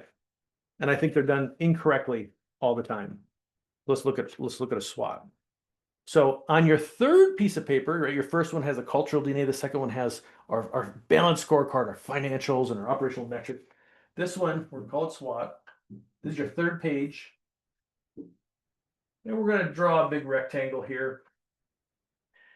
And this first column, we're going to write on our paper internal. We control it.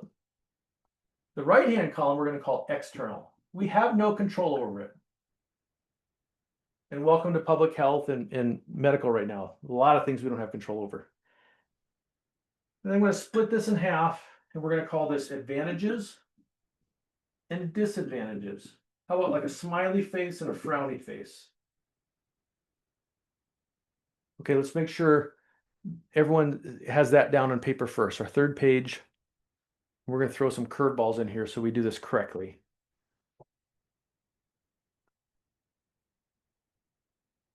Does everyone have this down? Okay. So let's start off with this first box.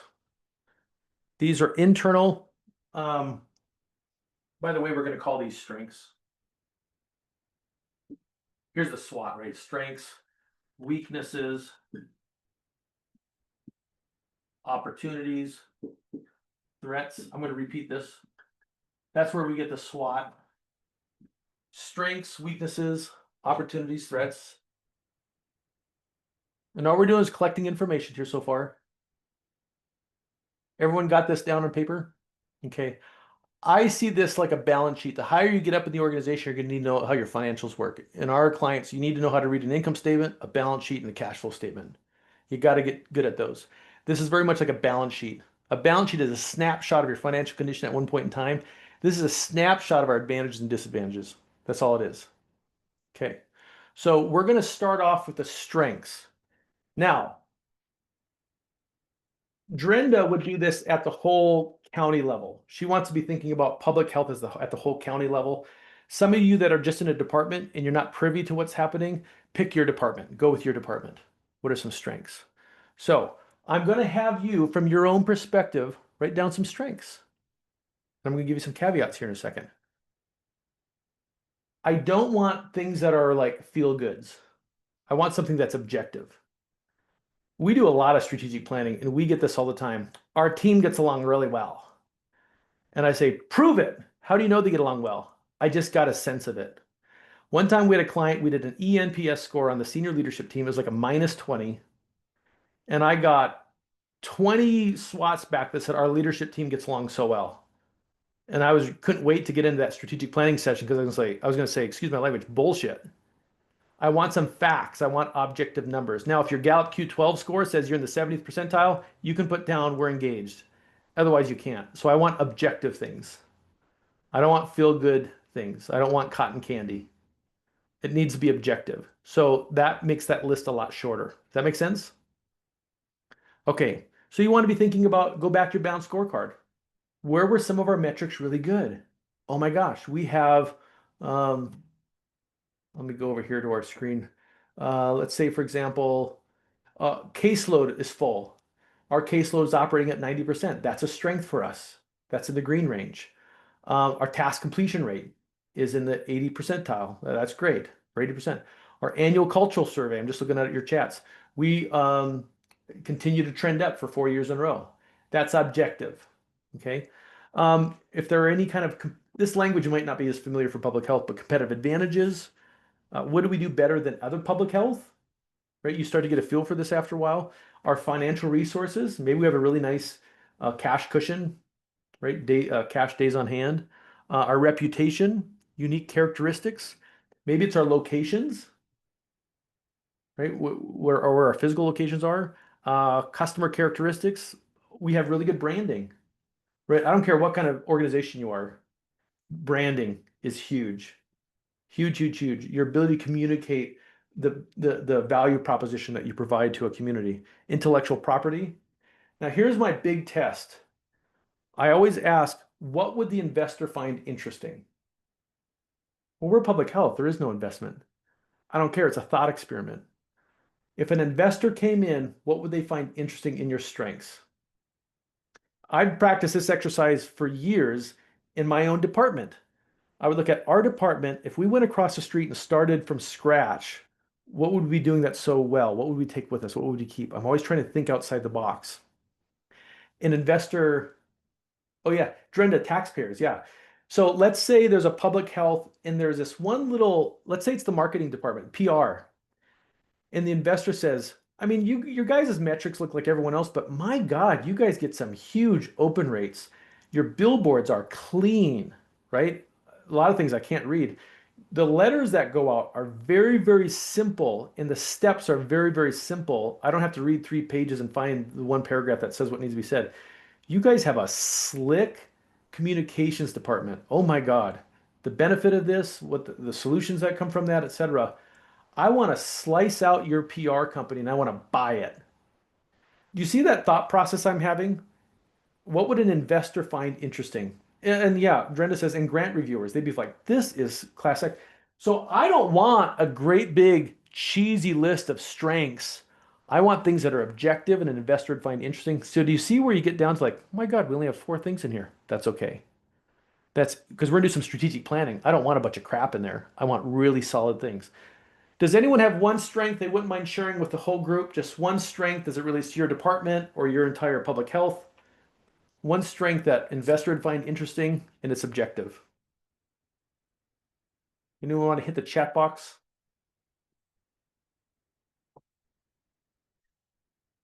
So Kayla says risk analysis. So you're very effective at risk analysis, Kayla. You have a system for it.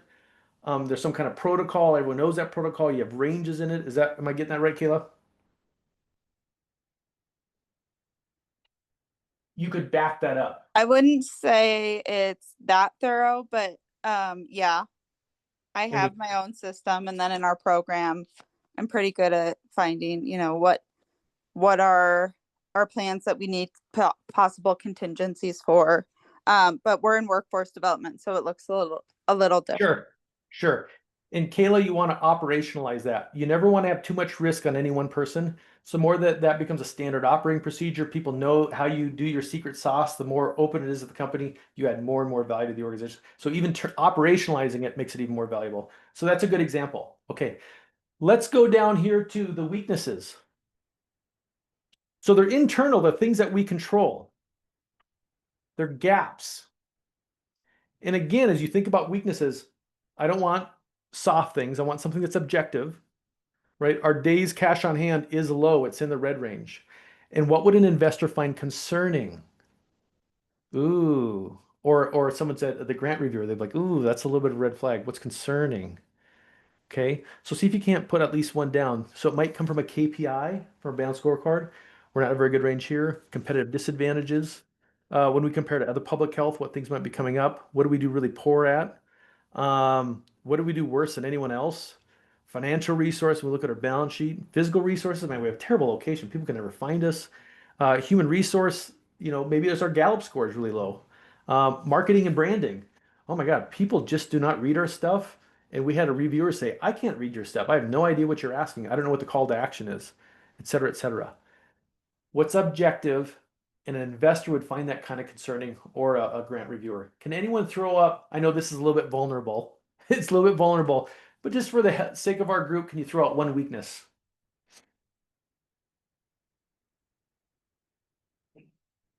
Turnover rate, Gina, very good. That comes from the people and culture side. Yeah. It's a little over in our industry, turnover should be 20%. We're hitting that 25% or whatever it is. Very good. Drenda, I saw you unmuted. Did you have something? Yeah, I can talk faster than I can type. We rely on federal funding for 40% of our budget. Yep. It's internal. It's something we control. And see, we're not coming up with a solution yet. We're not strategizing, but it's just getting the brutal facts on the table. And an investor would find that concerning. Very good, Drenda. Okay. Is that making sense? Let's go over to opportunities. These are external. They're external. We have no control over them, but they might benefit us in the future. Certain trends, forces, events, right? Public health might get pushed so far that people are going to come screaming back to the science and data. Right? Right. That's an opportunity. So I'm trying to be kind of logical about this, and I just want to put down a bunch of ideas. Okay. I like these thought experiments. If I went across the street and started another business doing exactly what we would do, what we would do better than anyone else? How would I destroy the business that we're in? I'm just trying to think of things that could be opportunities.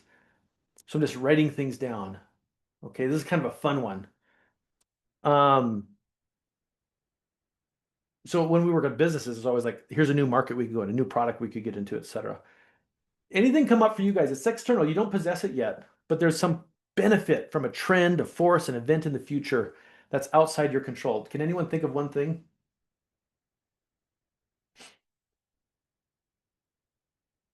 My example is maybe this thing shifts back.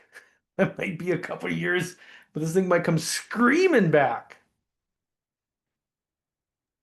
We're there- starting to see engagement from our faith community and that we've never seen before. Like they're wanting to engage in public health work. How interesting is that? Now, I'm not saying we're doing anything with it yet. We're just noting the brutal facts. We're seeing this trend, this force out there. Now, let's go to the big one. It's the threats. And this is always a big one, right? It's external. We have no control over it, but they're trends, forces, events. I don't even know if we need to talk about this. Right? All the kind of funny science, I wouldn't call it science, the funny stuff that's coming out, what they're telling people, all that stuff in the news, that's all threats. Government funding, all these things is really big, right? Can you see this list getting pretty big? When I worked in corporate, we would list everything that's a threat, including, misinformation, disinformation. That's pretty objective. We had several hundred threats we would keep track of, and one was Yellowstone blowing up. But we had an algorithm. What's the probability of that happening? Is there anything we can do about it? Right? How devastating would it be? So we had an algorithm, and we'd always kind of score that every year, and we'd pay attention to the threats that are in the top 10, right? Otherwise, it gets so overwhelming. So what I've done different with the SWOT here, we've got about 15 minutes left, 20 minutes left, is don't just fill this with a bunch of crap. I want to use this. It's a snapshot of our advantages, disadvantages, what's objective, and secondly, would an investor find that interesting? Oh, there's a threat there. There's an opportunity. That makes your list way, way, way, way smaller. Now I have something I can use. Is everyone comfortable with that? Okay. So there we were, we're just analyzing, and companies put all sorts of different things in here. Someone left and they asked about TOWs. That's something else I like to use. I'm just cross-analyzing. If we're strong at this, and this is an opportunity, should there be a strategy there? If we're weak at this, there's a threat here, there's something we should do to mitigate that risk. It's just kind of cross-analysis, but we don't need to get into that. All right, so that's your third page.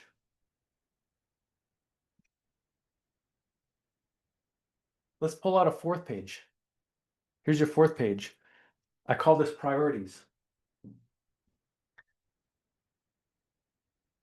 And on your fourth page, I just envision a bucket.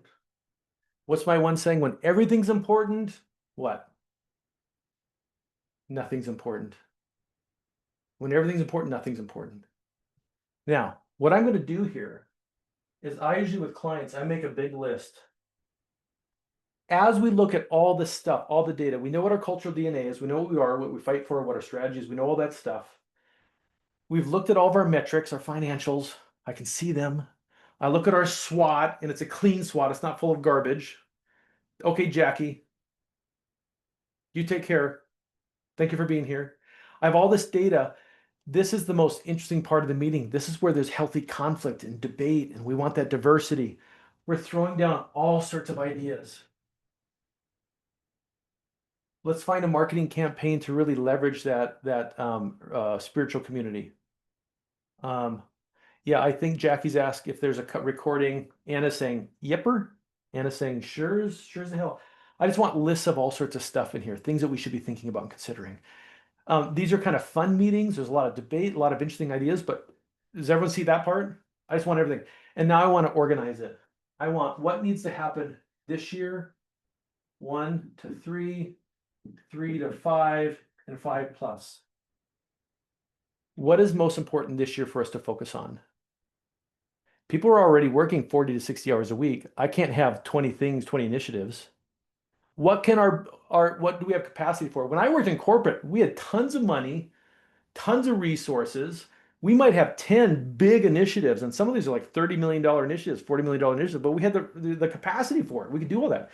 A lot of the smaller companies like, Chance, we can only work on that one initiative.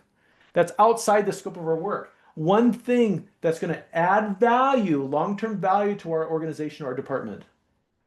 So this is where there's a lot of conflict and argument, right? We can put something in here. This might be more of a 1 to 3 year thing, Chance. We'll come back and visit that next year. This is actually a 3 to 5 year kind of thing. This is 5+. This is where the debate happens. This is the most interesting part of the meeting. Now, here's where I get pushback. I have a lot of clients that say, well, we have a 5-year plan. And I say, you know what's going to happen in the year 2030? Good for you. You have a plan all played out? Well, what about when COVID came? Well, we stuck to our plan. That makes no sense.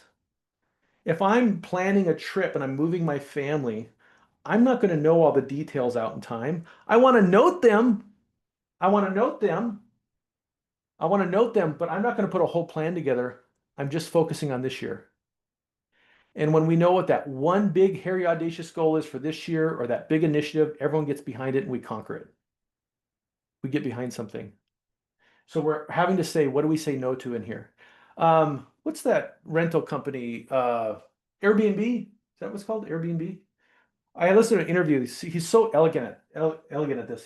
He said, this was several years ago, coming out of COVID, he said, the only thing we were working on, we had our jobs, and we're always making improvements at departmental levels. I don't want departmental crap up here. We got really focused on fixing glitches, right? The ease. We didn't want stickiness. So that was the only thing we worked on. We found 20 areas where we had too much stickiness in our process. And that's what, beyond our jobs, we really all worked on that in committees and departments. 1 to 3 year, we don't know exactly what it looks like, but we're going to start offering some new services and some different packaging, etc. And we want to do some vertical integration. Maybe we should buy hotels. Maybe we should start partnering with Uber and car companies, right? And so we already have enough stuff on our plate. That stuff's going to fall down here. And this is the one we're working on this year, or these 2 or 3 or whatever it is. I just find no logic in mapping out a whole plan because I promise you, you're going to have to go back and redo that anyway. I consider this an annual process. You come back to it once a year. It teaches your leadership team to be strategic. That's a big thing. I need my senior leaders, especially, to be very strategic in how they think.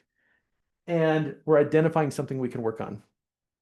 And then we revisit the process every year, and it gets faster and faster and faster. The first year is the slowest. Does this part make sense to folks? When everything's important, nothing's important. Peg in on something that you can work on this year. So even when I worked in corporate, I'd have these corporate initiatives I worked on, and then I'd go back to my department saying, what's one little thing we can get a little bit better at? What's one little thing we can get better at? And we put it, maybe it's really small, but it was something. We're always moving forward.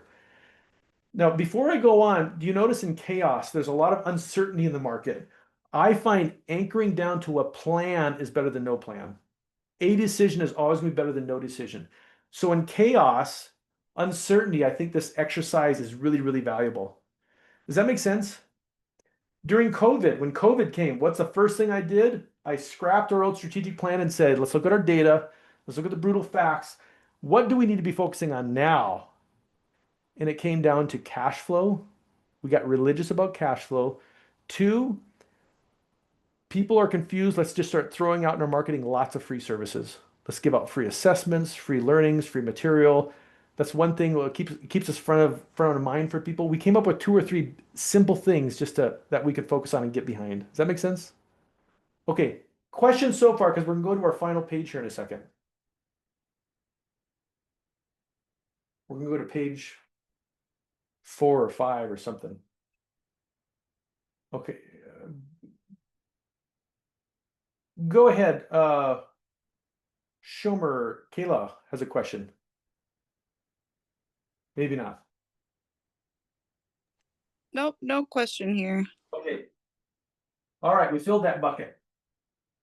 Now, the very last step, this should be in your packet. It's called a war battle plan.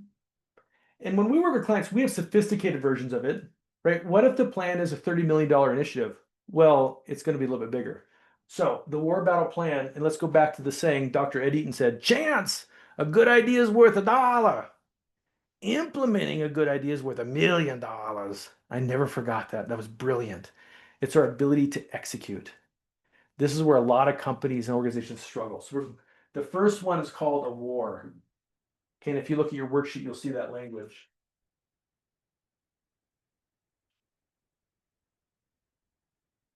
It's that thematic goal. Here is the initiative that we said we're going to do. Every initiative would have its own war battle plan.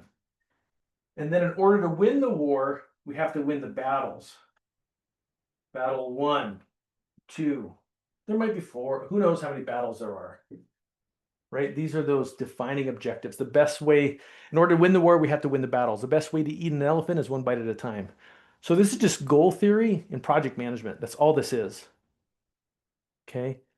In order for us to do this, these are the battles that have to be won. Okay. And then I have the plan of attack. Here's where we get into our 5 W's and how. So what's got to get done? When's it got to get done? Who's responsible for it? What's the metric? How do we know if we're successful? Right? Here's the detail. And so go back to Gallup Q12.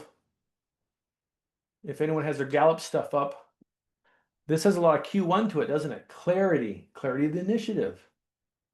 It has a lot of accountability. It's in front of everyone. It's all laid out. So now we have a plan of attack. And people's names are on it. And it's kind of fun when we've done that, when you cross that one off. We did this one, we're on track, et cetera, et cetera. Okay, we have to be able to execute. And I said I put out so much priority on this is when we do CEO performance reviews, part of our algorithm is, did the CEO accomplish the initiatives that they set forth? And they have a conversation about it and they score it. That's part of the CEO's job. Ultimately, at the end of the day, did we get these initiatives done? I'm going to share here again in a second. Share.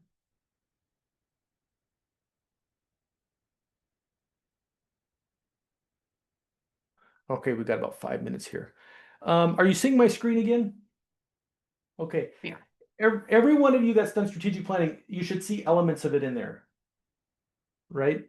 So we're starting with who are we in the first place to keep this thing in alignment? All the data, there can be a million different things in here. We're just getting the brutal facts down on paper. And then we're prioritizing, what do we need to focus on this year? And it might have phases. When I'm in those big $30, $40 million projects, phase 1 is 2025, phase 2 is 2020, because they're so big, okay? But we need to prioritize, and then we need to put it into action. And here's our war battle plan. I use this worksheet for everything. If Anna, let's say Anna, you and I were building this conference out, I would even do that. I would call it Conference 2025. Let's see if we can't organize. Well, we got to do some marketing campaign. We got to go find speakers. Inside of finding speakers, we might have one here is do a contract with them, get the syllabus completed, get the marketing material ready for it. You see, I used to do this in Excel. Anytime where there's a lot of moving parts, I use this worksheet for everything. My wife and I, we've got sheep, and we had, 2025 sheep. Battle 1, get our fencing fixed. Battle 2, figure out a grazing carrying capacity, right? Whatever it is, just organizing thinking. Okay, so that is strategic planning. And I want to come back here to this here. Did that make sense to everybody? Strategic planning? I'm kind of curious, a little bit of feedback. Who's seen that before? Does that look similar? Does that look different? Is that harder, easier? And the higher you go up in the company, the organization, you're going to have to be doing more of this. That's part of the job. A little bit of feedback from folks. What was that experience like? Going through a little mini strategic planning. Okay, thank you, Lauren. And did anyone just going through that say, oh my gosh, I identified one thing we totally need to focus on in 2025 or 2026? Did anyone have one thing that popped up to them by going through that? What would add value to our organization? Abby says the breakdown was helpful to understand the process. Yeah. It's something that adds value to our longevity. It takes us towards our envisioned future. Any other comments? Comments, thoughts, ahas? All right. Did everyone understand it a little bit better? Okay. And the higher you go up, this is going to be part of the job. So let's wrap this bad boy up. So what did we talk about when we first started? We started talking about uncertainty. I think I can stop my share. We're talking about uncertainty. And it's this stretching that happens, right? We're all stuck in our paradigm, and change is an example of that uncertainty.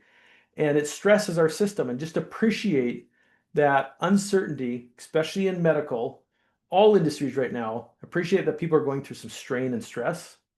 And then I threw out a model like heart math is such an easy thing to get in a coherent state. It's so cheap, it's so easy. It's getting my autonomic nervous system in place. And why I like it so much is it taught me holism. It's never one thing, it's a to and fro, right? It's this dance that's happening between sympathetic and parasympathetic. And there's something about natural systems. When we do that, right? More DHEA, less cortisol, more immune fighting antibodies, more cortical function, right? This alignment, you feel better, you're more resilient, the stuff that doesn't bother you as much. And I make our clients that do psychology coaching do that twice a day for 10 minutes. So there's some benefit to that. We're just talking about uncertainty. And then that launched us into these holistic models. The first holistic model was management versus leadership, two different styles. You got to do both. Production inward, also people and outward. We got to get the crop in the ground. We got to serve our public, but we have to make sure people are engaged in the process so they're not going to participate. Right? Management versus leadership. There's some of your holism. You know, never want to be unidimensional. The second piece was Gallup Q12. Chock full of holism. It's never one thing, but it's about clarity of expectations, the friction, feedback, evaluating performance, caring for people, growing people. It is your script. Remember I said most of the variance is due to who's leading the team? That is feedback for you. You should all have a tool now. You can go out and just get better and pay attention to your script. And for really advanced organizations, start measuring it. Go out to Gallup. We can help you with that and start to measure it. And then you're getting real feedback on how engaged are we and what should I be doing a little bit better. And then we got to a more mature model yet where we introduced DISC, right? It's that holism. Never become a single unidimensional person. Own your talents, but what does the situation call for, right? So I think a lot of holism is being able to, because you have awareness of the whole system. Between every stimulus and response is a gap. An ineffective leader has no gap, they just react. We're trying to open that gap. What does the situation call for? Which Q12 item, what DISC energy do I need to go to? That's the sweet spot. You have choices to make.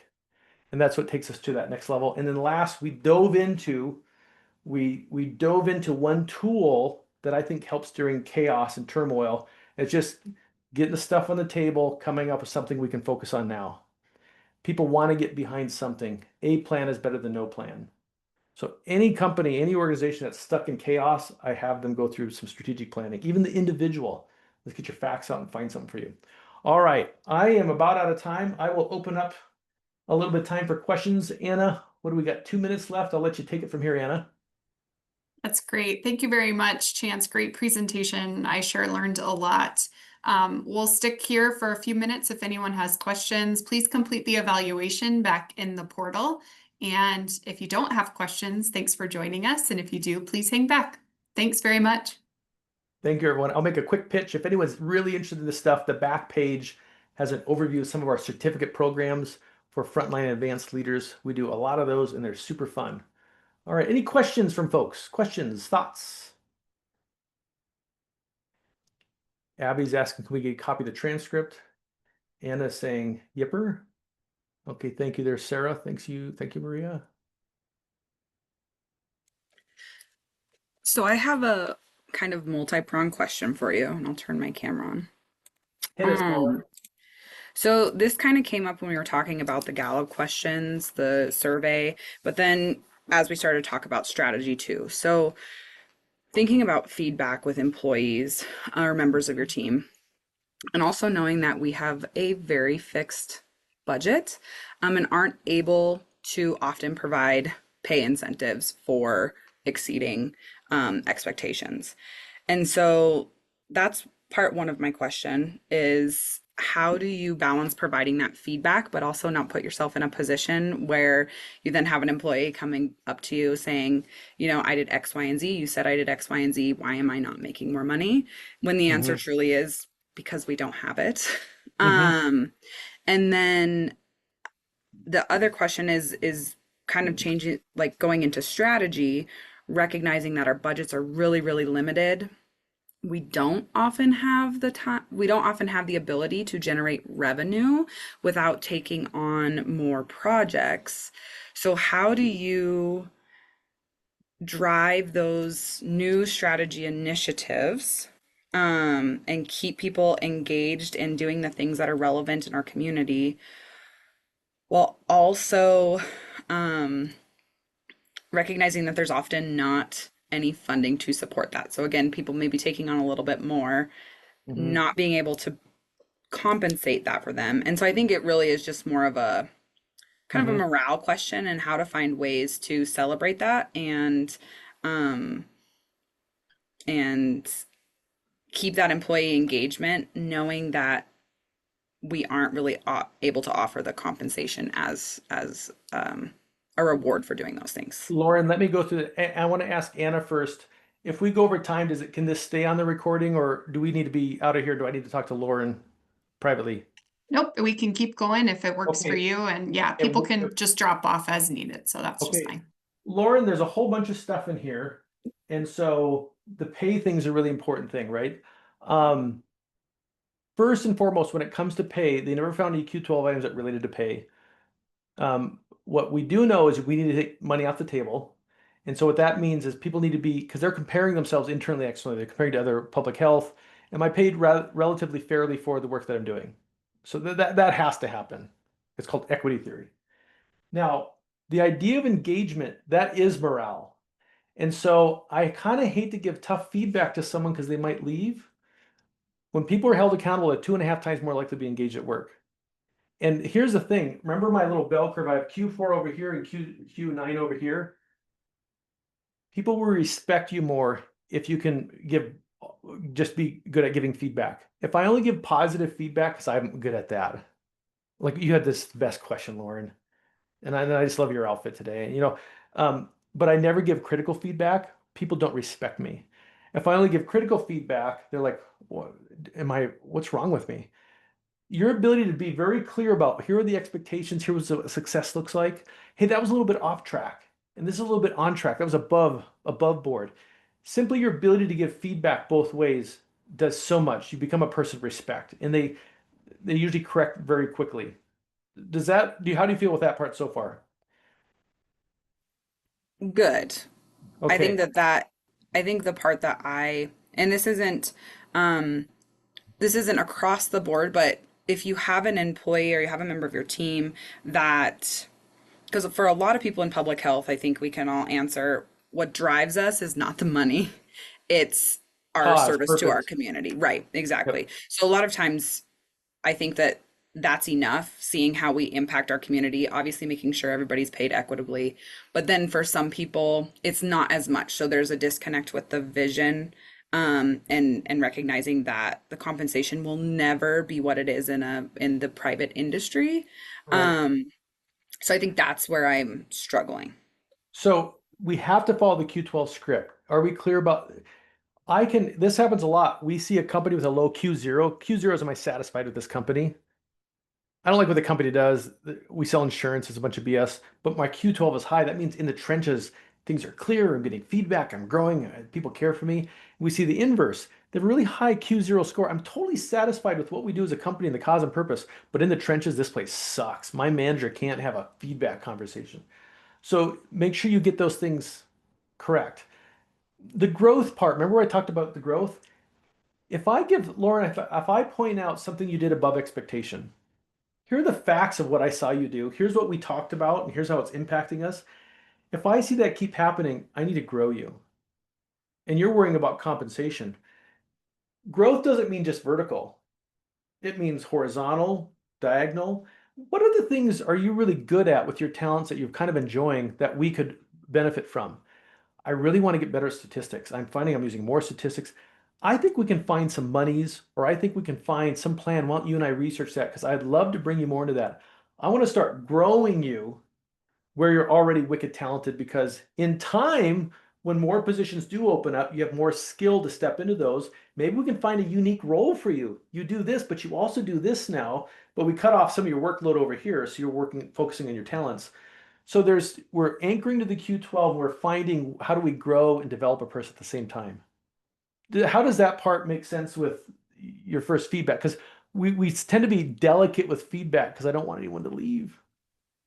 Yeah, no, that makes a lot of sense. I think it's tough in our smaller health departments because there is not a lot of room for vertical and or horizontal growth. So a lot of that is really hard to offer. We can do, some professional development and whatnot, but sometimes in this director role, when we have our county commissioners and our, in our community, we have a CEO who's like a mayor. A lot of those decisions are above my level. So I think that's some of where focus on what you can control, but also recognizing that some of that is what is impacting the satisfaction of the employees that I directly supervise. Right. It's back to my truck driver example. Like this was DPHHS years ago, and one employee was really good at analytics and data crunching. And the other part of the job was service. They had to be like frontline customer service. And one person was great at the analytics and they were okay with the service. They didn't love that. And the other person was the opposite. They loved the service. They had the woo, they had that development, they had the customer interaction, and they could do the analytics, but it wasn't their favorite part of the job.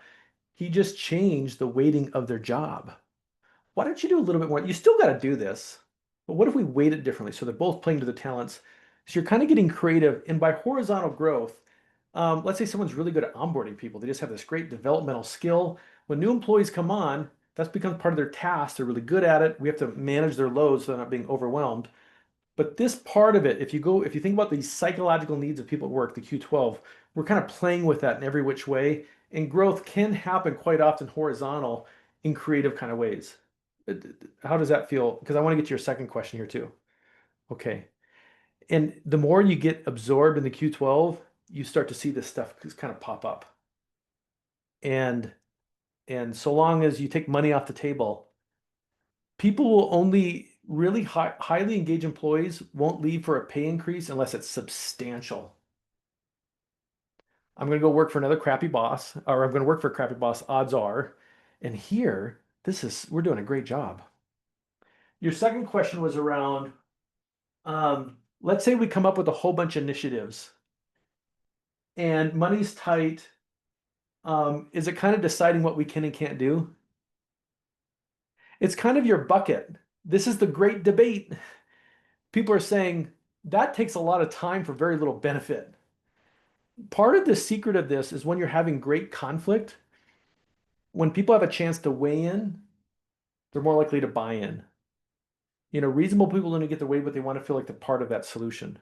And so I'm trying to till that soil and get people involved. And so I think that's part of the great debate of what should we be taking on, because that just doesn't make sense. There's way too much project there. It's too big of an initiative. There's not the cash for it. And so what can we do?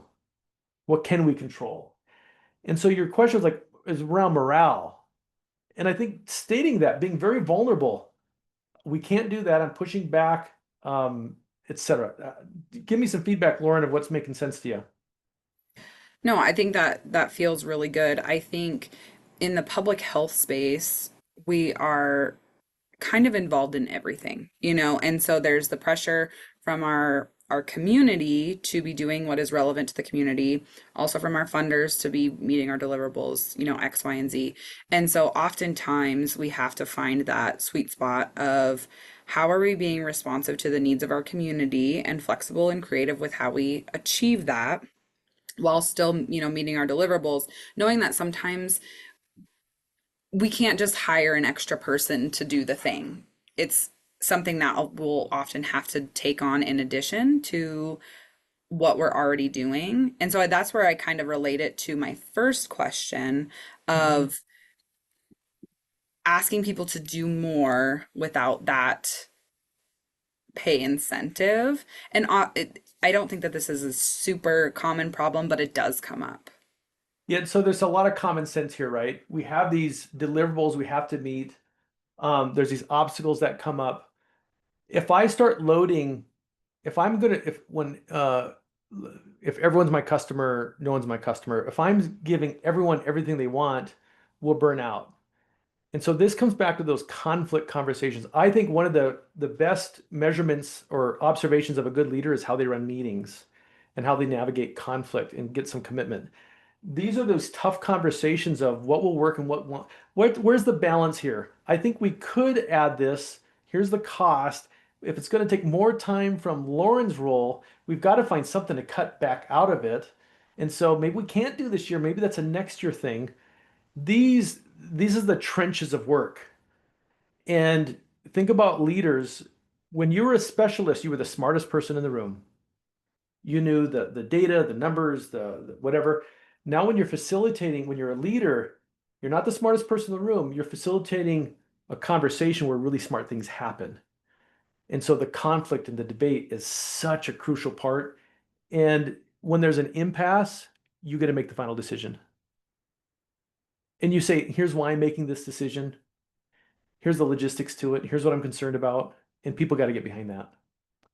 So there's just a little bit of organizational efficiency, but it plays out in the conflict. What can we deal with? Because we see this, companies say, here's 10 initiatives, and the CEO says, okay, and then they just can't handle it.